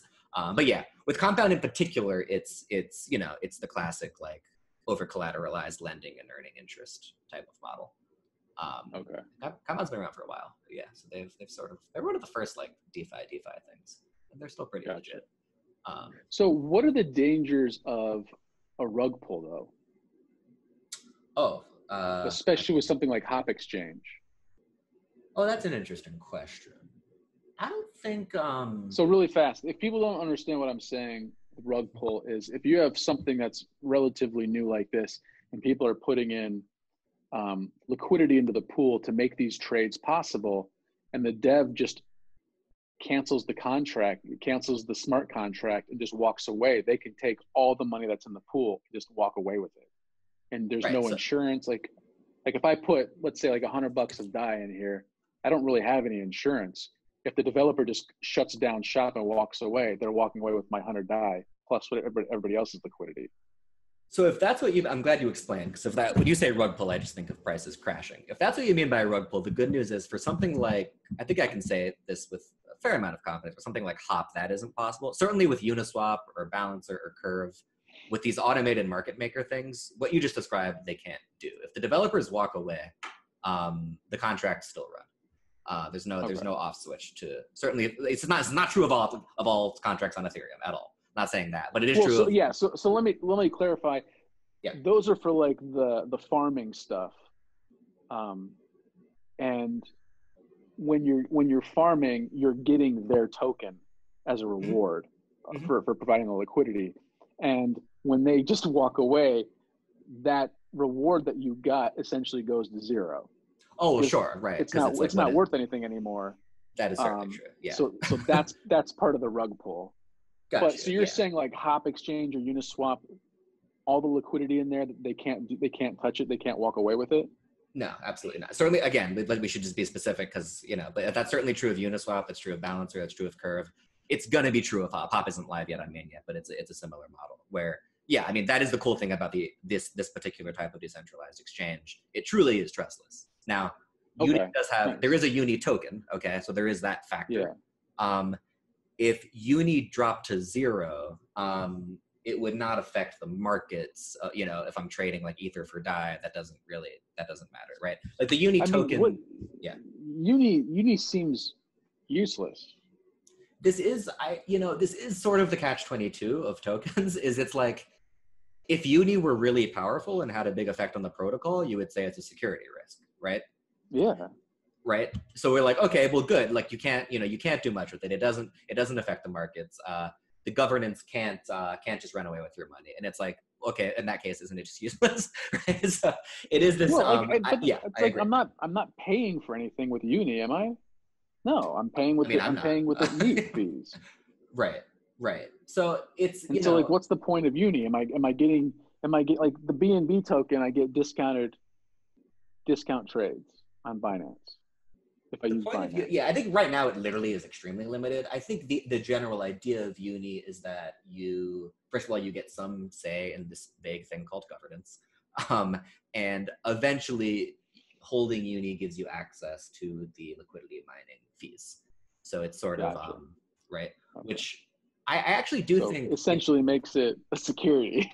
Literally. And what's so funny, that's what I was going to say. Like, they don't want to say that, and I'm not necessarily saying that, right? But like, what's funny about that is that use case. I'm not sure that that's the exact plan for Uniswap, but that is one model here. And from what I understand, it sounds like that's where they're going with it. That is, as you said, literally a security, right? It seems like that from a legal perspective, you're like, this is clearly the most illegal. But what's funny is, in my mind, that's also like the best and most sensible use case for a token. Like that actually does make sense to me, right? You're actually, you have some stake in it. You're getting some share of actual revenue. But like that's what a stock is. It is what a stock, but it's actually is a decentralized security. It's just like, it seems to me that this actually is it though? Is it decentralized? I mean, it's a bunch of Silicon Valley investors who well, okay, well, sure. I mean, in terms of wealth concentration, it's still concentrated. It's still. And the developers, like we know who the developers are, right? Yes. I mean, we can get into this. Maybe I shouldn't say the word decentralized. That's too loaded. But it's like, the protocol itself. On a protocol level, it is logically not controlled by one party, and gotcha. Like you can actually step in. You can get some share of the token, and then you can get access to some of the fees. Yeah, I mean, I think we went into last time we spoke. It's like I'm definitely a proponent of like, to truly talk about decentralized, you have to talk about power dynamics, and you have to like talk about Foucault, and it gets very complex. So yeah, like I'm not claiming that like it's that simple. But on the protocol level, it is important to like make some distinctions where like Uniswap is, yes, decentralized in a way that like USDC is not. There is like a categorical difference there of like USDC is just like backdoored and it can be frozen by like somebody with admin keys. Uniswap can't. So, you know, yeah. So anyway, it's like, it is funny that now, like could that just be changed if somebody, you know, kidnapped the developers and had them rewrite the code? Could that be, I mean, with Uniswap, I think in my mind, that's kind of like the idea of decentralized is if you were to kidnap the developers, could you, you know, like, you know, it's the old joke of the computer nerd saying, I'm going to create this foolproof plan to protect my key, to protect my password. And it gets wrenched. You know, the guy's just like, I'm just going to get a $5 wrench and hit, you know, hit him over the head and take his password. Yeah, no, you know, for so sure. Like, so this is a good, I think this is a good test. And the truth is, okay, I don't want to name a protocol that would work with kidnapping because that sounds very bad. There are some protocols where kidnapping the people involved you could really do things. With Uniswap, if you kidnap that team, and I know some of them and they're good people, so of course don't do this, but also there isn't really a whole lot that gets you. What is the worst you could do? That's an interesting question, right? Like the contracts themselves really are the way smart contracts should be. They can't be modified. They can't be changed. The ether DAI pool, there's nothing, you know, you kidnap them, you put a gun to their head, they cannot drain it. Okay. So and for people who are listening to this, we're not being like, you know, negative worst case scenario people. We are being worst case scenario people though, because that's what you have to do when you're working on these kind of functions with potentially billions and trillions of dollars at stake. So like you have to think of like worst case scenario. It's kind of like playing like with a nuclear warhead. Like you if somebody's not thinking about the worst case scenario, then the worst case scenario is going to happen. Like, no, and that's just you know.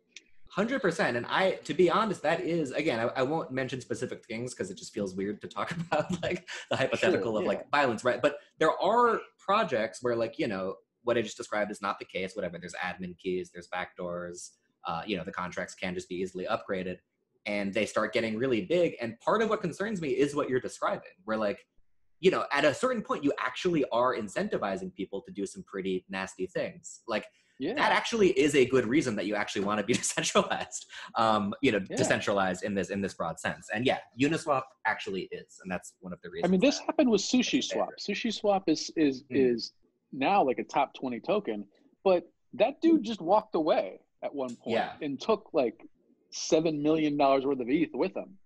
And people flipped out and lost their shit. And literally the only reason he came back is because they were giving him a guilt trip on Twitter. Yeah, that is a crazy one. That is a crazy one. So if he was an actual criminal, he would have just disappeared and no one would have known and they would have lost all that money. But because 100%. He was an actual developer in the community, he didn't want to ruin his name, even though people didn't know who he was. But he still felt like he had some kind of conscience, so he came back. Yeah, and like that's just crazy. It's crazy. And now SushiSwap is like a legit project. It's so bizarre. And now and then everybody just put all their money back in SushiSwap. It's so bizarre. So I don't know if he changed it so it is decentralized now, so he can't do that again. But if he didn't, everybody who kept putting their money back in there afterwards, I'm just like, that just seems like moronic to me. Yeah, that I don't remember. I don't know the details. I think it was just a matter of he just ran away with a bunch of the sushi tokens. If I remember correctly. In other words, like they just did a sale and he just like took it all and ran. It could still be that they actually... It pretty much went to zero for a second, for like a couple days, the sushi token. And that's why I was just like, this is crazy. Yeah. But anyway, no, I think the kidnapping the developers test is a good one. With I will say, just finishing that line, with something like Uniswap, like what they could do is update the front end, let's say, in a very sneaky way. And that is, you know, so like if you go to uniswap.com, they could like, you know, change the front end and maybe swap it and then have it point to some other contract or something like that. So like every time you were putting in money, they were taking it, they were siphoning it off. You could do something like that, yes. Now, that's, so the idea is like hopefully someone would notice very quickly because it would be pretty obvious pretty quickly. But that's like, as far as I can tell, that is the worst thing you can do. And that's kind of, well, I was going to say it's unavoidable, but the truth is like, that is, you know, another layer to decentralization that often doesn't get due attention is even user interfaces, right? That actually is a attack vector, and there is a level of control that one can get there. So yeah, I'm all for like, you know, using IPFS to like have, first of all, just having like alternate UIs you can use for a single application is always good. Storing them on things like IPFS, which is this like, well, that's a whole other thing, but it's essentially this distributed file sharing system where you don't have to rely on a single party to deliver the front end to you, right? Like, you know, there's ways to mitigate even those risks. But yeah, that's actually probably the biggest like kidnap the developers of a team risk for like a truly non-custodial project like Uniswap. It's not the smart contracts really are you know, pretty ironclad. So what about something, I mean, and if you don't know the answer, you know, don't worry about it, but something like Wi-Fi, which or what Wi-Fi, which is that one I just don't know. One I just don't know, so I won't say it. But I mean, look, what I can certainly say is like there are you know, pretty big projects that just literally have admin keys, and you know, if you just dig around through their documentation, or you know, you'll find this, but they don't make it obvious, and yeah, like those are just straight up backdoor. I mean, do you know them off the top of your head? Like, can you DM me so I mean, one that I'm thinking of is money in them. One that I'm thinking of, and this may have changed since I last looked. Yeah, I mean, there was one that surprised me was Pull Together, which I mentioned earlier. This is no longer true because I haven't. This is Pull Together, which is this like no loss lottery. It's a pretty cool idea where you just like you can buy a lottery ticket for free essentially, which is kind of neat. Because you deposit money and the collective pool of money earns interest. And then there's a randomly selected winner that gets all of the interest. Okay, so it's like a cool, no risk lottery thing. Pyramid scheme, but it doesn't cost you anything, which is important detail, right? So it costs you time value, right? So it's just, you know, but yeah, no, you are the fee grows depending on how many people are in it. That's true. But no, not an actual pyramid scheme, I think we can say. But anyway, this was like, hey, that's like a neat, you know, DeFi thing. It uses Compound. That's a cool, you know, bit of composability, and people were excited. And yeah, it was like probably like a little less than a year ago. I just looked at like their audit report, and it was just like right there, like they're still just literally centralized using an admin key.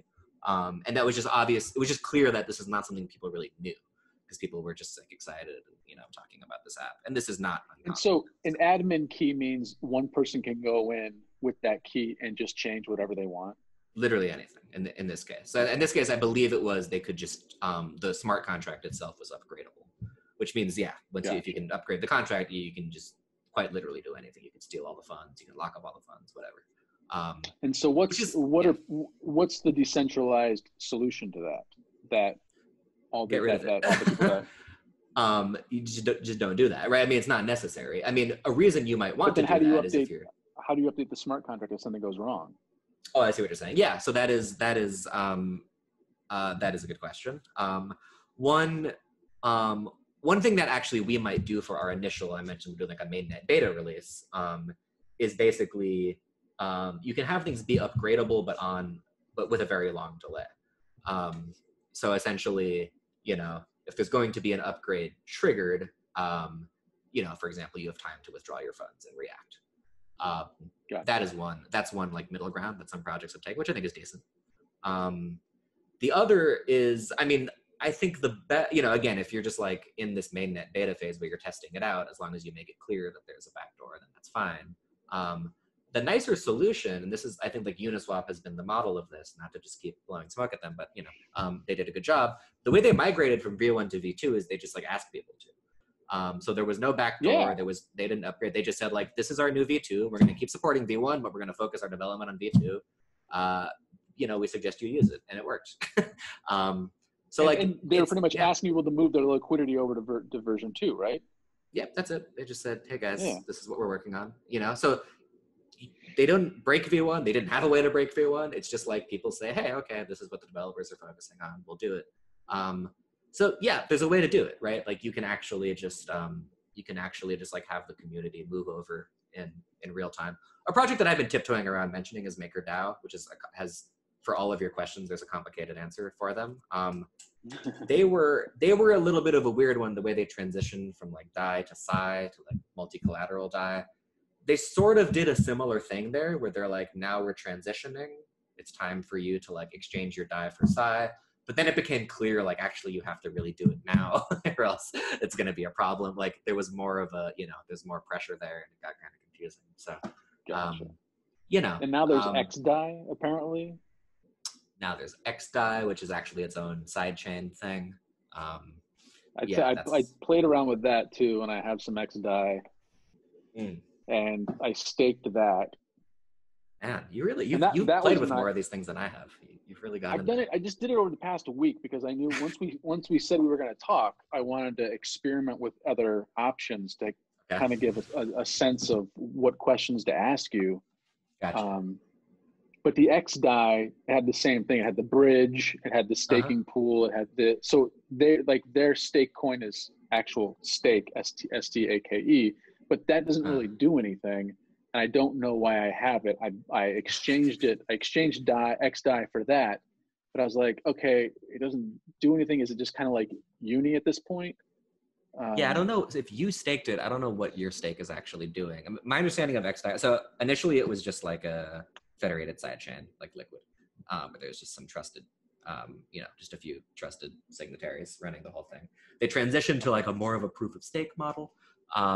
So I assume that's what their stake token is for, is they have their own little consensus mechanism, their own little security model, and you can like stake and run a node and participate in consensus. But if you're just staking, I assume you're not like running an XDAI node or something. Correct. Yeah. You just stake. So I don't know what your stake is doing either. Sorry. And that was the thing, is like it would show up on the stake site, but it wouldn't show up on my MetaMask. So that's why I was like, okay, so it's not on MetaMask anymore, but it's showing it on the stake site that it's staked. Every time I log in, it's there, but it's gone from my MetaMask now. So do you think, so Arbitrum, is Arbitrum going to have their own token? No. Okay.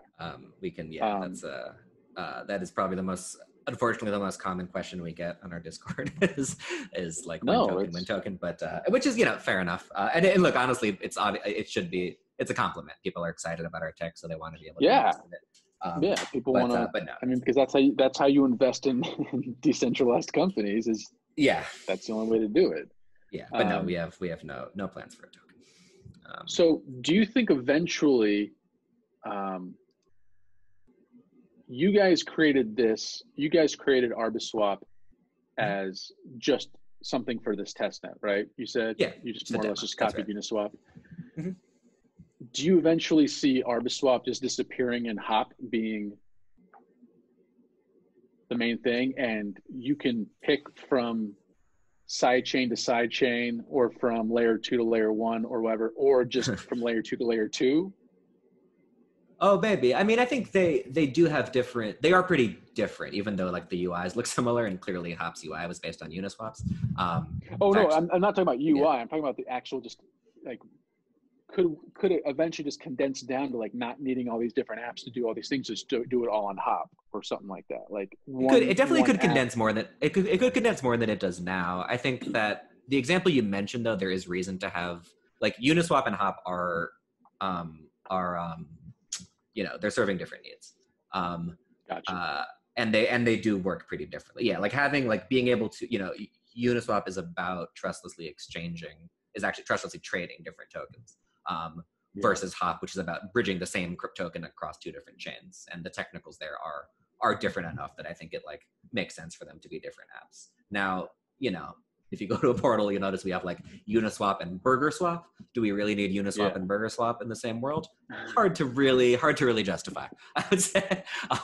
They're doing pretty similar things. So yeah, I suspect, there is kind of this, automated market maker frenzy going on where all of these things have popped up. And the different ones work slightly differently, but yeah, there will probably be some condensing there. I mean, because there's 1inch, there's Swap, and they're all just kind of like copies of Uniswap. Curve, and there's I guess Balancer. Yeah. I mean, so like, there's like, okay, so like Balancer, which we support here. Balancer, the key thing is you can have pools with an n number of tokens. So Uniswap's all 2 token pools, Balancer is n token pools. And that actually does give you some different interesting things you can do with it. Okay. There's like Curve, which, yeah, I mean that. What do you that mean? What do you mean 2? Basically, so like a Uniswap pool is of 2 tokens, like let's say Ether and DAI. A Balancer pool that's that token I had to create when I was testing it out, like on PancakeSwap. I had to create the BNB cake token. Oh no, that's you're thinking no. So that's you're thinking of like the liquidity token. I'm talking simpler. Yeah, see, like you've done a lot of the more like the more advanced user stuff. Yeah, you've done more of the farming, the power user things. I'm talking regular. You can tell I don't really know what the hell I'm talking about. I'm just clicking buttons and spending $500. Yeah, no, I'm talking even on a simpler level. Just with Uniswap, right? We just traded whatever Ether for RB. On Balancer, you can have like a 4 asset pool. So it's like Ether, RB, DAI, and whatever else. What's kind of neat about that is you can just create your own little private pool, and it becomes a self-balancing portfolio, which is kind of a neat way of thinking about this. So yeah, so that's whatever. The point is that's an example of like that actually does something a little bit different. But yeah, Burger Swap, does that do something much different than Uniswap? I'll let others decide, but as far as I can tell, it's a bit redundant. Okay. No offense to Burger Swap, we're happy to be working. No, it's good to know. Yeah. But that's the thing. At that point, that's when UX comes into play. And that's when whoever can come with the best UX, if the back end does the same exact thing, now you're competing for customers to make it simpler. Yeah. That's when the real growth and excitement starts to happen for me as a user. Since I'm not a developer, this stuff's interesting to hear about. Just as like a science and math nerd, I'm excited about it. I don't know, I can't do it, but I'm excited about it. But once it's actually working, and we have 5, 6, 7, 10 different competitors, then it starts then it's about UX, user interface, and then that's when I can be like, I got on a call with Zengo. They're trying to push out a new UI update, and I sat down with them for an hour and told them about my experience with it, and like that excites me because it's like, okay, how can we make this easier and faster and less clicks and this? Because it's like, I'm still using an iPhone and nothing's really changed in 10 years. And it drives me crazy because it's like, it's such a bloated, disgusting looking user interface. But for what I do, it's still better than Android for me personally. Right. Yeah. Staying in that ecosystem. And I get frustrated with that. Like I want competitors for an Apple phone to give me a better user interface, but because it's a closed system, they don't allow that. So that's what I miss about Android, is like being able to like do different skins and this and that. Like I loved that. So I'm excited about having Burger Swap, RB Swap, and Uniswap all competing against for customers, because the only downside is liquidity will probably be the deciding factor, not user interface. And that's the only thing I get frustrated about, or not frustrated, but just like my hopes are dashed a little bit, because I at the end of the day, you kind of have to send your friends to Coinbase if they're an American, because, for liquidity standpoint and user interface wise, it's like, even though it goes down all the time, it's pretty much the simplest one and has the most liquidity. Yeah. So, I mean, there is this problem where centralized exchanges will always have like that advantage, the UX problem that you need to solve in crypto is just that, like, it is a hurdle. It's not like it's going to be easier and nicer, right? Just the fact that you're asking a user to like manage private keys and make signatures is always going to feel at least different. So there always is that factor. I do think I have to say, like, UX on the application level has improved. I think Uniswap, I keep talking about Uniswap like I'm just like a fanboy, but I don't mean to keep doing that. It's the main one. We should talk. I mean, I feel like that's that's the head honcho right now. It's the head honcho, and I think it was a big step forward for UX because their UI was just so simple, and it was just Yeah. like showed only what it needed to. It, like you look at the page and you're like, oh my God, there's almost nothing here, and it's great. Yeah. And I think a Like, lot of, so for people who are watching right now, this is essentially the Uniswap UI. It's really simple. yeah, There could and be you a few can, changes here and there, but like it's really easy to mess around with. And then when I want to do something to here, let's see, point one, I can click it, I can press all the buttons, and nothing really happens until there's a final one that tells me, oh, okay, yeah, confirm. Do I want to pay this? Do I want to pay that? Okay. So it's like I can mess around with the Uniswap, whatever, with the Uniswap interface as much as I want, and nothing has to. It doesn't affect me. I don't lose any money. I don't like, yeah. make a mistake and blah blah. Like that's what excites me about this. Yeah, and it's nice, and like if you what's nice about like a lot of the sorts of DeFi projects that are getting attention, of course a lot of them are ridiculous, but more and more it's like stuff that has to do, again, this like liquidity farming stuff, this AMM stuff. I think part of the reason that stuff took over is because they actually do offer a better user experience, right? Like when it comes to decentralized exchange, for example, doing it this way as opposed to doing an order book exchange on a blockchain kind of gets nuts. Doing an order book exchange generally is really confusing. I'm not sure what I'm looking at I'm not a trader, but when I look at like order books, I have to like really stare to just figure out what the hell I'm looking at. And like, if I just want to like get some DAI, it actually makes more sense from a user perspective to be like, oh, perfect, swap ETH for DAI. So I think like that, the fact that the UX is so the market has sort of sent this signal that like the UX improvement is actually important. That's the difference between Coinbase Pro and Coinbase. As long as there's an option. Hey, so if there was like Uniswap Pro, I could easily see that being the next step, and maybe the fees are a little bit lower or whatever. You have more control and maker and taker and this and that. And I think like it's going to mature into that. Absolutely. It's going to have to, or else if Uniswap doesn't have a pro version, somebody else will. Well, they basically have like in the settings, there's like advanced user mode. I think you can select it now. If you go to the little settings bar in Uniswap, I forget if we may have just hidden it because it was just unnecessary for us, but toggle I mean, you have mode. like slippage, and if you go toggle expert mode on, and you'll see like back to where you were. See that? Check this out. Okay. See, already this is nice.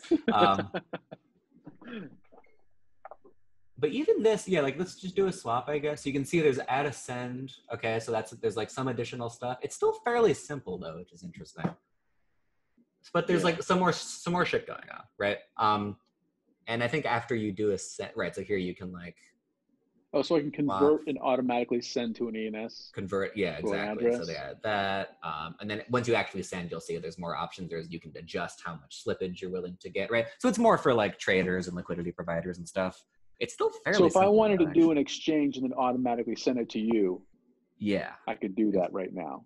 Exactly. So this exposes that option, and some more stuff. That's cool. But yeah, so they're sort of thinking that. But hit swap real quick. I'm just curious, like. I just want to see I haven't looked at this lately on expert mode. See, this is we forked their UI, so we just like get all their stuff. Let's do an actual swap. You don't have to confirm it. But, okay, just go straight. Interesting. Okay. Nothing changed really. Yeah. I thought there was more stuff you could say, but in any case, but like if you compare, shoot, I did it. So you guys are going to have a layer 1 to layer 2 bridge also, apparently. Oh yeah. So this was sort of an idea we abandoned. I mean, so technically, this is just like you can withdraw directly from this page.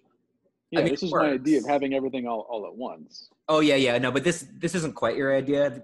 This is just like we have a panel where you can directly withdraw to layer 1. So it's not like a. But I mean, I guess it's vaguely similar to your idea. I mean, it's just isn't that what a pool would potentially in essence be hop? Yeah, so if you pool that, and then okay. But this is a more just direct, like you can do your Uniswap stuff and also you can just withdraw. We just added that in. Gotcha. I honestly think we should take it out because it's kind of just more confusing than having to withdraw on a separate page, I think. But yeah, that's just like another thing. Just when we release the app, we want to show that like, yes, we actually can bridge. But like just for comparison, if you go back to our rollout, our portal page, go to MC-DEX. And MC-DEX is like, so this, to the, So this one, their team just like did, which is great. They're like, we want to put our thing on Arbitrum. Let's do it. And this is an on-chain order book exchange. So you have our nice little guide. And I just show this like, so this is legit on-chain order book. There is a use case for this, but like I, as a human being, can barely follow what's going on. And it's not MC-DEX's fault. It's just like order books are so confusing. Right? Like this looks more like a traditional finance app, right? And it's super cool and it works. Oh, and so you got leverage. Oh my God, man. Yeah. So this is a layer 2. This is all in layer 2. Essentially a layer 2 BitMEX. Yeah, exactly. Wow. Yeah. And yeah, I mean, this is they're running on layer 1 and they just ported it up to Arbitrum testnet and that's super cool to see. But like I said, if somebody doesn't create a pro version of Uniswap, or if Uniswap doesn't create a pro version of Uniswap, somebody will. Here's a perfect example. Sure. People just put, they could. So here's a tough question, and if you don't feel comfortable answering it, I won't be offended. Ask it. I'm here for it. Like, do you have any fear of getting beat out by like Binance Smart Chain or Tezos or any of these chains that claim to be able to do 10,000 transactions on the main net? Because look, Nano's one thing, but Nano's only trying to do currency, like currency to currency. This is way above beyond that. So do you think it's, because I tweeted out today, it's like everybody claims it's possible at scale, but no one's actually doing it at scale. Mm-hmm. And so like, what do you think is, because like you said earlier that eventually you're going to have layer 3 and then probably layer 4 and then it's like the never ending thing. Or do you think somebody will actually achieve it on layer 1 and then everyone will just switch over to that and then Ethereum will just die? I mean, that what you described there doesn't scare me, or it doesn't concern me. I don't think, achieve it on layer 1, if that just means like giant, like the easiest way technically, like this is, Bitcoin Cash people are right about this. Roger Ver is right that the simplest way to get a lot of transactions is with giant blocks. And that's all Binance Chain is doing. That's all EOS is doing. Like, it's easy, right? It's not a technical innovation. You're just deciding that we're going to allow a lot more transactions. The reason that doesn't interest me is then it just becomes effectively centralized, right? Because again, going back to this discussion of the whole point is to make this thing, something that people can validate. And if it's ridiculously expensive to validate, barely anybody will. And then it's just centralized. I mean, with Binance Chain, I think it's like literally even more centralized than that. But the point is like, because I didn't really do much research on it. I just wanted to test it out. This is another thing where this is another thing where I hesitate to say much because I am behind. Like I'm sort of like stuck. Like a lot of my knowledge about other projects is stuck in like last year because I've just been so focused on this layer 2 stuff. It's hard to follow everything. Because there's Binance Chain and there's Binance Smart Chain, and Binance Smart Chain is the new one, right? And that's why I was just like, what's generally like it's true, almost like a layer 2 for Binance Chain. I'm just like, this is so but with all these things, it's like something comes out, and then by the time you dig into it and realize how bullshit it is, they release the next thing. That's the pattern. So like, I'm generally skeptical. But yeah, no, with like Binance or EOS or one of these things, that's just like, we allow a ridiculous amount of throughput. Like, again, again, I just don't find that interesting. It's not a technically interesting project, and the net result isn't what I got into the space for. But also, it just seems like the market is telling us that like the market is aware of that, is what we're sort of seeing. Like, Ethereum, like the market doesn't want a chain with 20 validators across the world. Because Correct. They that's don't want a pretty chain damn that is. centralized. Yeah. Like there seems to be some awareness of that, even though transactions are cheaper, right? So yeah, like now, like I would say the projects that are more interesting are stuff like Polkadot or even like Near, or Cosmos, because at least these, like whatever you want to say about them, they're actually trying to solve these problems in more interesting ways. Meaning they're not just giving up and saying whatever enormous blocks, right? Yeah. So like if Ethereum does have like competitors, it would be those. But I don't know. It doesn't like so much scare me. Like I don't know what the worst case scenario is. The worst case scenario, like if Cosmos becomes the new Ethereum, then okay. So We Cosmos can is build on actually that. true. I thought, wait a minute. So I thought Cosmos was, maybe I'm getting confused. I thought Cosmos was a connector Basically, it's sort of that connects different chains. yeah. It's essentially it's at its core, it's a proof of stake. It's sort of similar to sharding, but in a much looser way.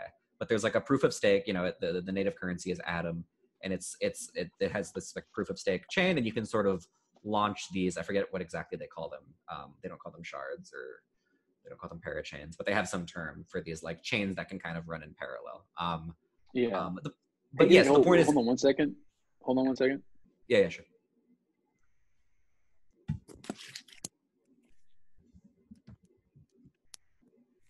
AirPods died, so I had to Gotcha. charge them. Okay, so you were saying they're not parachains, but they're similar to parachains and Something shards. like that. It's a sort of network of chains model, right? Where you can sort of launch these chains, and then they can sort of communicate with Discord chains as they see fit.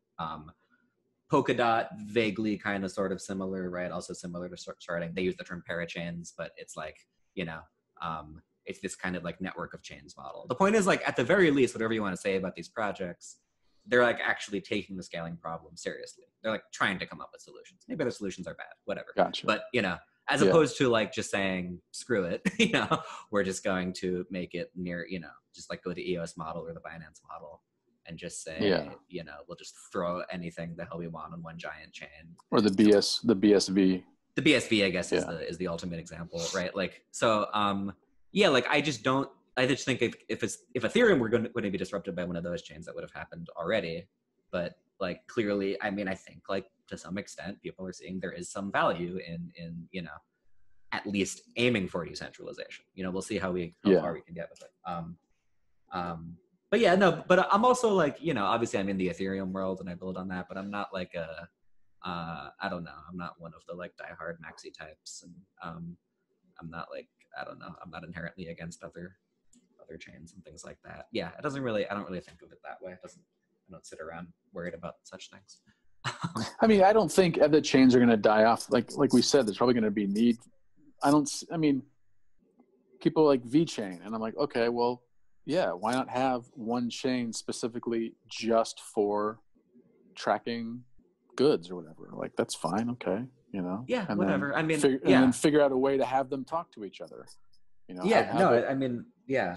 I've always said, like, only semi-jokingly, that and I say this as someone who works in layer 2, but we should acknowledge that the most effective scaling solution that we've had so far is making new coins. And, meaning like, and like that, there is an argument that that's kind of what's happened, is like, there is value for disintermediated, whatever, value transfer for cryptocurrency. There's value in that, meaning people want that. We reach this limitation of how much you can have on Bitcoin or Ethereum, and then that means, hey, let's go to these other coins. And it cracks me up that the people who are railing against it are the people who claim to care about the free market. It's just like, hello, this is the free market at work. You're going to get 1,000 shitty coins and 3 really good ones. And that's what happens. That's what happens with the free market. Like the 3 really good ones rise to the top. It's like, I know. It's really the like hardcore libertarian Bitcoiner maximalist type. It's like the longer I'm in this space, the more it's true. Like the weird contradictions there. There's so many. So last question, because then I got to go because I'm starving. I didn't think it was going to be a 2.5 hour, 3 hour thing, which, it's good because I feel like there's a lot of questions I wanted to ask about this stuff. How is ETH 2.0 going to affect any of this? It's a good question. And the funny thing is, I'm not, hold on really fast. If Yeah. anybody doesn't know, ETH 2.0 Yeah. is a shifting away from proof of work to a proof of stake model. Mm-hmm. And they've already put in tons of ETH as a staking model. Yeah, like a lot. A lot. Like a lot. And in a very loose way, it's already live, but it can't really, like, just the staking, what they're calling phase 0, which is just staking itself, is live and running. But it's like it can't do anything, so it's not useful to anyone yet. But it's more of just like we're starting to test it out. Is probably a better way to. So is that going to increase TPS? Yeah. So once we get to phase 1, basically this will be very good for rollups, assuming everything works out well. Because basically what this means is, with rollups, you essentially, the primary thing you're using layer 1 for is just data availability. So you're using layer 1 to post data so that it's available so that people can verify it, but it doesn't need to be verified directly as part of layer 1 consensus. So what ETH2 is going to give us is this really, really robust and really high throughput data availability layer, right? Where we can just like have all these shards to store data on. And that's super good for rollups. So yeah, this will mean we can get much higher TPS, and that's exciting. There's still a bunch of unanswered questions about what exactly this will look like. The big thing that obviously like we're concerned about as a project that's like very much building tech that interacts with Ethereum layer 1 and uses Ethereum layer 1 is like, what will this compatibility be like? Is there going to be a transition and things like that? And there are still unanswered questions there, which is, that's just what it is. I think it's pretty clear that like, what it's probably going to look like is different ways of sort of modeling this mentally, but it might sort of look like ETH1 kind of gets looped into ETH2 almost as one of its shards, right? So you just sort of are able to interact with the rest of ETH2 kind of for free. That's like good for us. Like we're very happy about that idea. Like if we can just sort of, like right now we post what's called call data, which just means data that's just posted on chain and all you can do is read it. If we can just like have a bunch of shards we can post call data on, meaning like, as those who are building the Arbitrum protocol, that's awesome for us. Because then we can just get like really high throughput and really cheap transactions. So we hope that happens like sooner than later. Yeah. And I think Vitalik himself sort of has increasingly been saying he described like a roll-up centric roadmap for ETH2, where it's just like recognizing that roll-ups are a big part of the ecosystem and we want this stuff to like make sense and be compatible. So so that is good. But yeah, ETH2 itself is like its own kind of complicated beast, and we'll see exactly how it plays out. I mean, I'm excited for Arbitrum because I feel like it is. I had a taste of Uniswap, and then the fees went to shit, and it's like having a really nice piece of candy and then being told you can't have it anymore unless you want to pay $10,000 for it. And it's just like, man, I paid 5 cents for it 2 weeks ago. Like, yeah. So hopefully soon enough you'll be able to get it, get more Uniswap back in its cheap. And so how is that gonna work once Arbitrum? Exactly? So let's actually talk about that, because I think that's the final kind of piece of this puzzle is, so if I'm using Uniswap, are they in essence creating a layer 2 Uniswap on Arbitrum? What the better way to think about it is, there's going to be, so like I can tell you for our initial mainnet release, our plan is to launch literally 2 Arbitrum chains. There's reasons that it's 2. There's going to be slight differences, but let's not go into that. But the point is, like, there will be these Arbitrum chains. In theory, anybody can launch their own Arbitrum chain, right? It's open source, do what you want. It's all smart contracts. But the expectation is that for most projects, like with Uniswap, is what they will do. They're not going to like create their own whole new chain. They're going to deploy it onto one of the chains that's already out there, right? So again, you can almost think of it like another layer 1. It's like another chain. It's a side chain. So they'll say, okay, we want Uniswap on layer 2. This Arbitrum chain is out there. Let's just deploy a Uniswap instance or Uniswap contracts onto layer 2, just like we did on our testnet. So it would be like Uniswap version 2, layer 1. If you want to pay $100 a transaction to have it be on chain, blah blah blah, and if you just want to like, so what would be? How does it like? Layer 2 version. What am I losing in layer 2? What are you losing in layer 2 to get those cheap fees? Right. What you're losing in layer 2 is, again, you are now in some sense sequestered from all the layer 1 stuff. So you have to deposit your money into layer 2, right? And then again, you're gonna have to get it out at some point, presumably. That Uniswap cannot directly compose with other applications on layer 1. I'm trying to think of a good example of because a lot of applications literally just use Uniswap for little exchange stuff. Yeah. Right. So if you're on layer 2, even MetaMask. Yeah, exactly, right? Exactly. So like if you're on, so like the layer 2 Uniswap cannot directly plug into contracts on layer 1. So I guess more in the sense of like, because you said earlier, like you would do everything on layer 2, and then you would confirm, you would have stuff written to the blockchain on layer 1. Yeah, when I say that, that's more under the hood, how rollups actually work. You don't have to like think about that too much as a user, but that's actually what's going on when you post a rollup transaction. There is every time you do a rollup transaction, there is stuff going on layer 1. It's just very, very little. Yeah. So like so a rollup means, rollup basically means there's always enough data on layer 1 such that you could take that data and reconstruct the state of what's going on layer 2. It's just that on layer 1, you don't actually have to do any of that. You just post the data and move on with your life. So kind of like, is it kind of like, what am I thinking with Mac when you condense a big file into a tiny piece? A little bit, yeah. It's a little bit like that. So you can think of what's that file called? A zip. A zip. A little bit. That's probably a better. Yeah, I mean, we could get lost in analogies, but yeah, I mean, you can think of like a zip is enough. It's equivalent in the sense that a zip is just enough data to reconstruct some image you have, right? Yeah. And then to actually turn that into an image takes some work.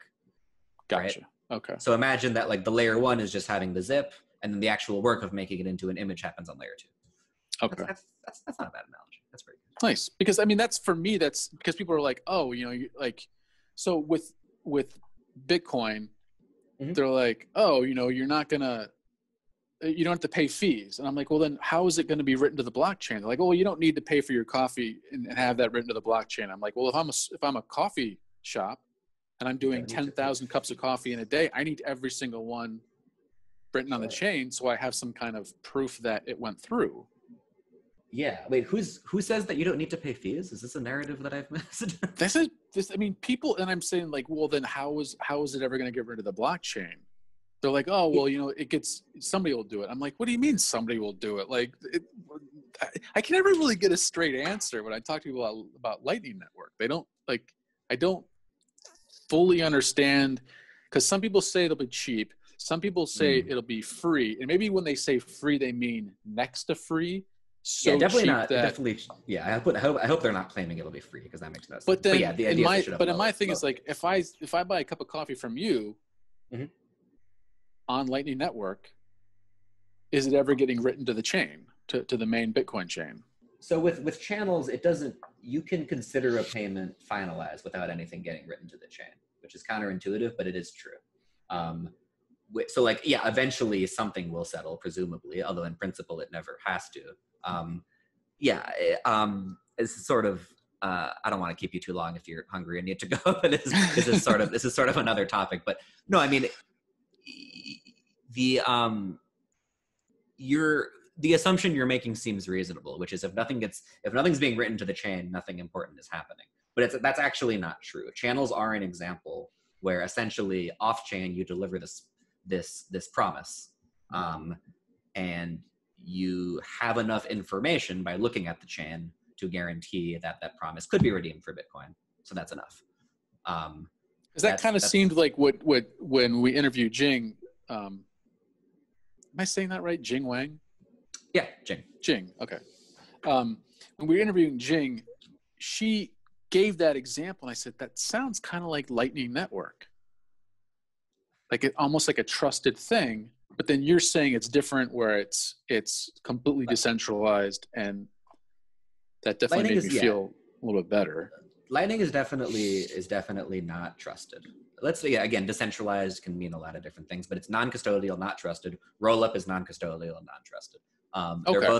They're both layer 2 systems. They have differences, but yeah, they both have these are, there aren't that many ways you can truly get scalability on layer 2 without introducing trust assumptions. But Lightning and Rollup are 2 examples. Then so I'm going to stop saying that. And it took an Ethereum person, let the record show, it took an Ethereum person to convince me that Lightning Network wasn't centralized. The amount that I defend Lightning to Bitcoiners now is nuts. God, dude. It's getting so weird. They're just so into Liquid. And like, I'm like, why am I the one telling you that that trusting like 10 exchanges is not a solution? This is what's going to be the death of me for Bitcoin. And I'm still holding out on Bitcoin. I don't hate Bitcoin. I still like it. But the way the narrative is shifting around Liquid among these block streamer types, like I really want Bitcoiners to turn against them. Like, it's time. My thing is like, well, isn't that essentially just EOS? Okay, yes. Now you're absolutely right. Everything you're saying about Lightning is true of Liquid. Yes. It's worse. Honestly, it's worse than EOS. It's worse. Because with EOS, it's at least like this delegated proof of stake thing where you can like get your hands on some EOS currency and become a delegate. I know there's like only 2 parties that have it, but whatever. With Liquid, you can't even do that. It's just literally a permission set. It's the most boring, it's uninteresting, and also trusted possible thing. Which, by the way, is fine if someone wants to use it, but like, don't act like this is a scaling solution. But then when Mario starts to defend it and attacks something like NANO or whoever about saying like, well, these are the dangers of centralization, I'm like, you're working for Liquid. It's EOS with 20 validators, or like however, like 10 validators. I will stand by worse than EOS. Yeah. I don't understand why you're throwing stones when you're working for a project that is essentially like a cartel of 10 projects. No, it is 10 cartel members. Quite literally a cartel. That shouldn't even be an insult. That's just what it is. Has Mario been on your show? Twice, yeah. Okay, I'm gonna have to listen. Because I like him. I'm very curious how he's like one of the good ones, clearly. Yeah. But no, I'm curious how he talks. And I love him because he takes time and he discusses and troll here reasonable and there for fun. Yeah, he's funny. No, totally. He's not Adam Beck. I mean, maybe I could try to get you 2 to come on and have a debate, and I would probably be lost in everything. But it might be interesting to have you 2 kind of go at it, because that could be fun. Like, I'd be intimidated. I didn't know enough to go after Liquid. We did in the first interview, and the second one we just talked about NANO pretty much the entire time. I'm gonna have to listen to this. I mean, yeah, just like when I hear Blockstream people talk about Liquid, they just get very slippery and cagey and just sort of dance around the fact that like it's a multi-sig. Like there's nothing more interesting than that. It's just trusting these people with your funds, but they just try to make it seem much more interesting. So yeah, I'm curious how he frames it. But I'm glad you did that, because I was kind of, I mean, I didn't want to say worried, but like, because I like you, I like Jing, but I was just like, is layer 2 for Ethereum pretty much like, a centralized thing, and I'm trusting all these people and blah blah. But from what we went over today, I don't think that at all now, and I actually feel a lot more comfortable about Ethereum just in general in certain projects. Well, that's good. I'm glad I could do that. You shouldn't feel this way about everything. There's different protocols out there. There's people making misleading claims, but I can tell you that, like, yeah, I mean, a lot of like major Ethereum layer 2 projects, say what you want about them, we're like going out of our way to preserve that one thing. So that's the true of Arbitrum. We're like really going out of our way to say like the baseline, the starting point is it's got to be trustless and permissionless, and then we'll sort of build. So why is your layer 2 working while Lightning Network isn't? And when I say isn't working, to my knowledge, it's still only about like 80% successful. I mean, even the developers say it's still in beta. Only use money you're comfortable losing. I know. I would say, I mean, first of all, in fairness, we are not on mainnet yet, so we'll see, right? We're just on testnet. It's easy to talk big when you're on testnet. So maybe no one, you know, who knows what happens. They have, you know, they put their stuff out there. It has not taken off the way many Bitcoiners thought it would. I was always interested in Lightning, and I still think it's cool tech, but I was also like kind of on the skeptical side of like, you guys got to relax. I mean, there's a few things to say here. One of them is that, like, interestingly enough, you know, if you're just comparing Bitcoin and Ethereum in general, you know, Bitcoin is still a bigger name, I would say. It's like a household name. People know it. Ethereum's maybe not quite there yet. But like, there is more usage on Ethereum. I think that's fair to say at this point. Like pretty much any light metric. Years. Yeah. Yeah. I mean, one interesting metric is fees, which is important. And Ethereum's collecting like far more fees than Bitcoin lately. Yeah. In fact, Uniswap's collecting far more fees than Bitcoin lately, which is just quite something to see. So like, so that's kind of the thing, is it's like, if people aren't interested in using Bitcoin generally, then like, okay, now we have super fast scalable Bitcoin. You know, maybe there just isn't much of a market there for just payments. That's at least so far in, you know, whereas, yeah, with Ethereum, there's like all sorts of things people want to use, ranging from super cool and useful to totally ridiculous. But, you know, and on layer 2, you'll still be able to do those things, both, including the ridiculous ones. So I kind of think that's kind of like the first thing to say.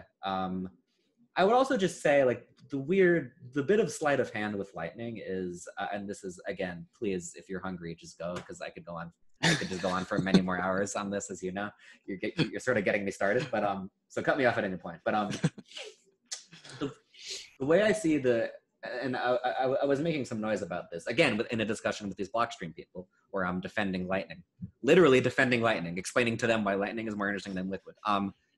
The weird thing about it is the way that it was sort of presented to the community was that this is literally an all-purpose scaling solution for Bitcoin, which is to say, Bitcoin is peer-to-peer payments, and now like you'll just be able to do that on Lightning. And that's actually like really not what it's good for. Because if you just want to be able to like pay anybody on Lightning, you're going to run into all these weird limitations with like routing, and liquidity, and things like that, right? And this has become more and more well understood and known. It's pretty janky for that. What it's actually good for, what it's actually really good for, is specific applications. If there's like a few people, maybe there's some dApp. I mean, you can't really do dApps on Bitcoin, so this gets a little weird, but like if there's a small collection of people who for some reason know that they're going to want to interact a lot, maybe it's like a conference even, right? And you're going to want to pay each other. The point is, like, channels are good for like a fixed, predictable participation set. And I actually think this is what's so funny, is one really good example of where Lightning would be good is bridging liquidity across exchanges. It's perfect for that. If you have like 10 exchanges, they can rebalance and they don't have to trust each other. And that's super cool. That is that is exactly the thing that Liquid is after. So it's like, they just seem to have this kind of backwards, where the use case that's being presented for doesn't kind of work. If you want general scalable Bitcoin payments, well, I don't know, we can talk about that. There aren't a whole lot of great options. I kind of think the best option is to reopen the discussion about drive chains with Paul Stortz. I actually increasingly think he's onto something there. That's what Bitcoiners really should be talking about. Lightning is good for very specific things. And especially if there's applications where you need instant transactions, right? Because that's like if you're doing some sort of game, right? If you don't have instant transactions, it's useless. Well, okay, use Lightning for that. And yeah, with exchanges, that's really nice because they can just immediately shift liquidity. That's a lot of Bitcoin transactions are going from one exchange to another. That's a lot of the activity. Taking that off chain, right?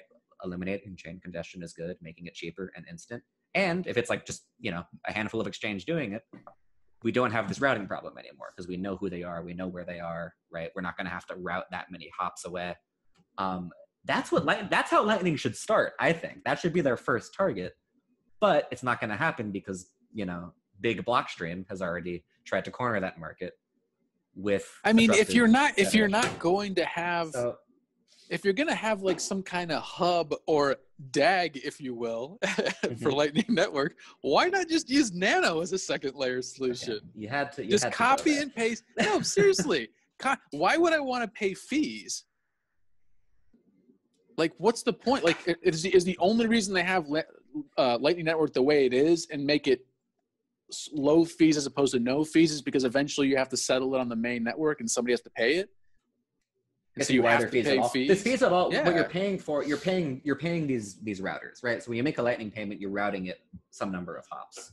Alice is paying Bob to play Charlie to pay Derek, right? So you're paying for that service. Like Alice really just wants to pay Derek, but the only way she can get to Derek is through Bob and Charlie. So Bob and Charlie are doing this routing service. But that just seems ridiculous to me. It does, doesn't it? Right? And the thing is,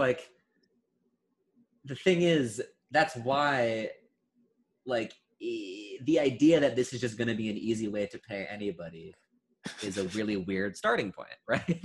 I mean, and this is what I had a complaint with the Nano guys about. I said, look, like, why are you pitching this as payment to payment? Like, okay, that's great, but you should be pitching this to exchanges. You should be pitching this to, video games or this or that. Anytime that people don't want to pay fees for something, have that running in the back end.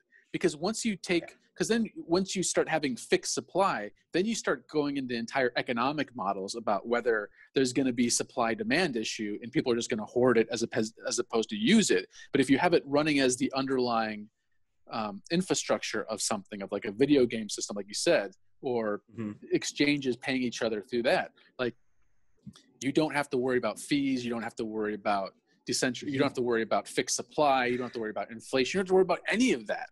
Like, I just can't believe I don't understand a lot of these. Okay, but I really don't think we should open this box now. But no, because I'm gonna die of hunger if we do. But I want you to. You need to come back on the show, like an official. I would love to come back on the show. I would love to come back on the show. We'll talk about this because I think it gets down to the thing about technology versus economics.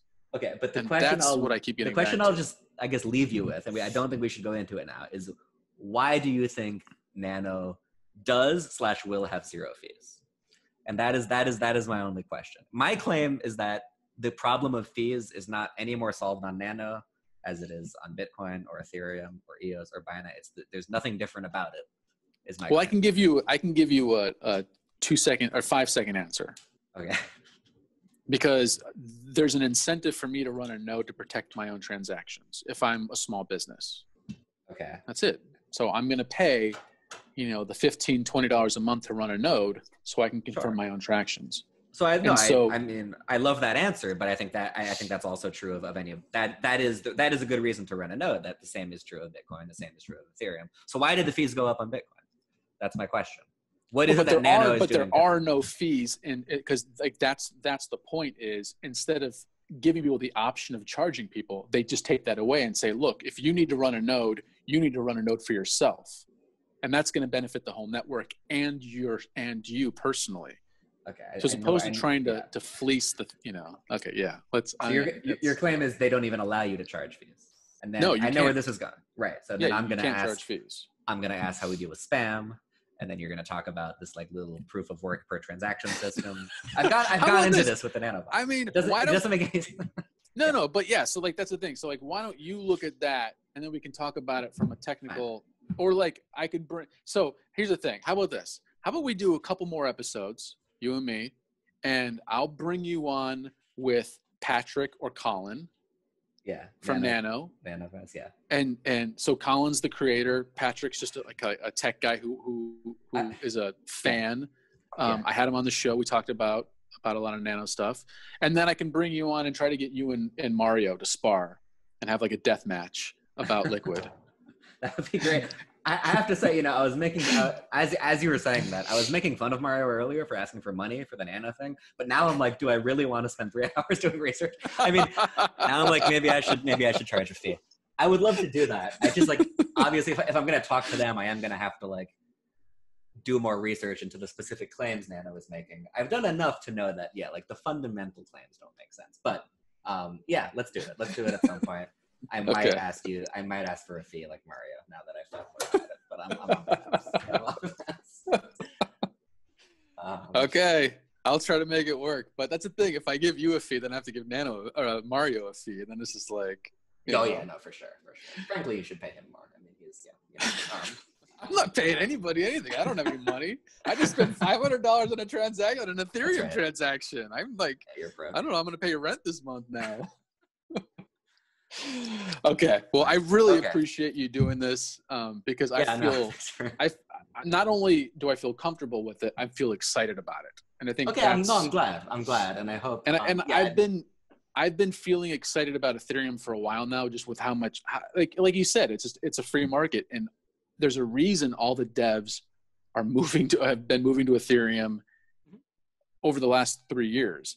And I find it really interesting that Wall Street was buying Bitcoin for the last 2 years, and even like Fidelity was mining it in Texas, and yet Ethereum is still outpacing it on the chart, right? On the ETH to BTC chart over the last year and a half. And I'm just like dumbfounded that even with all that money come from Wall Street pumping into it, ETH is still outperforming it.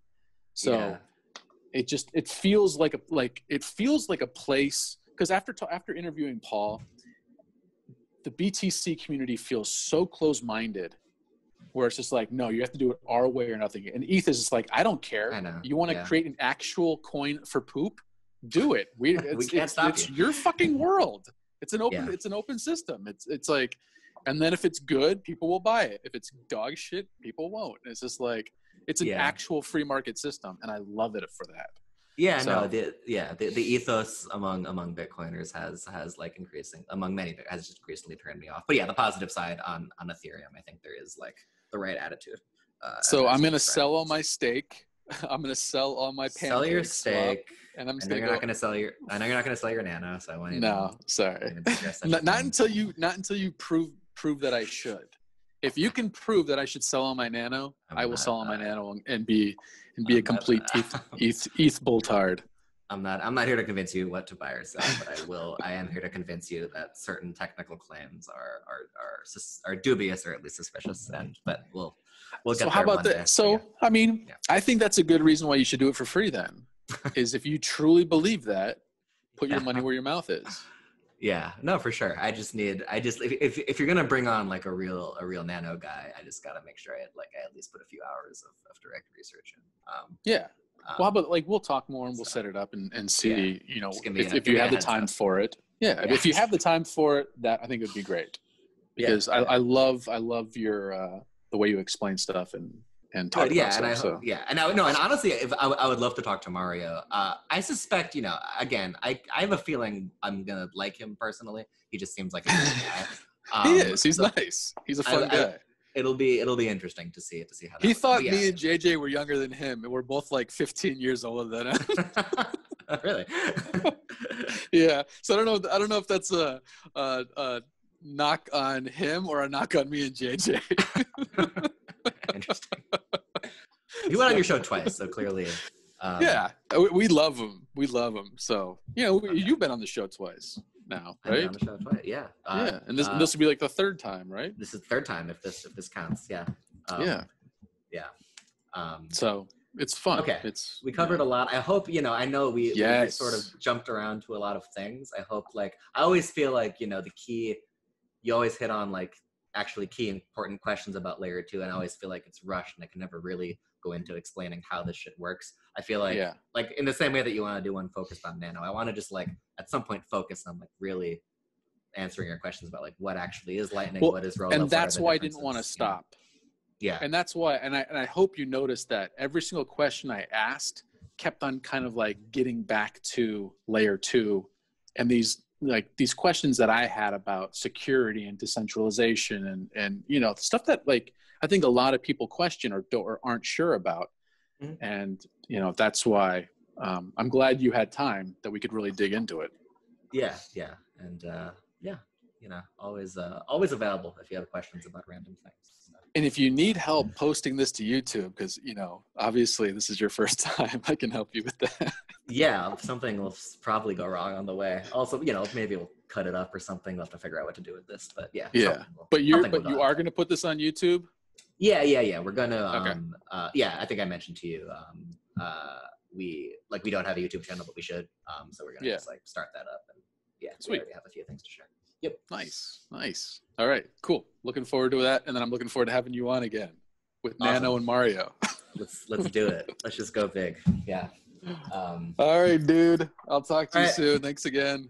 Yeah, thank you. Good talking. Okay. Take care. Bye.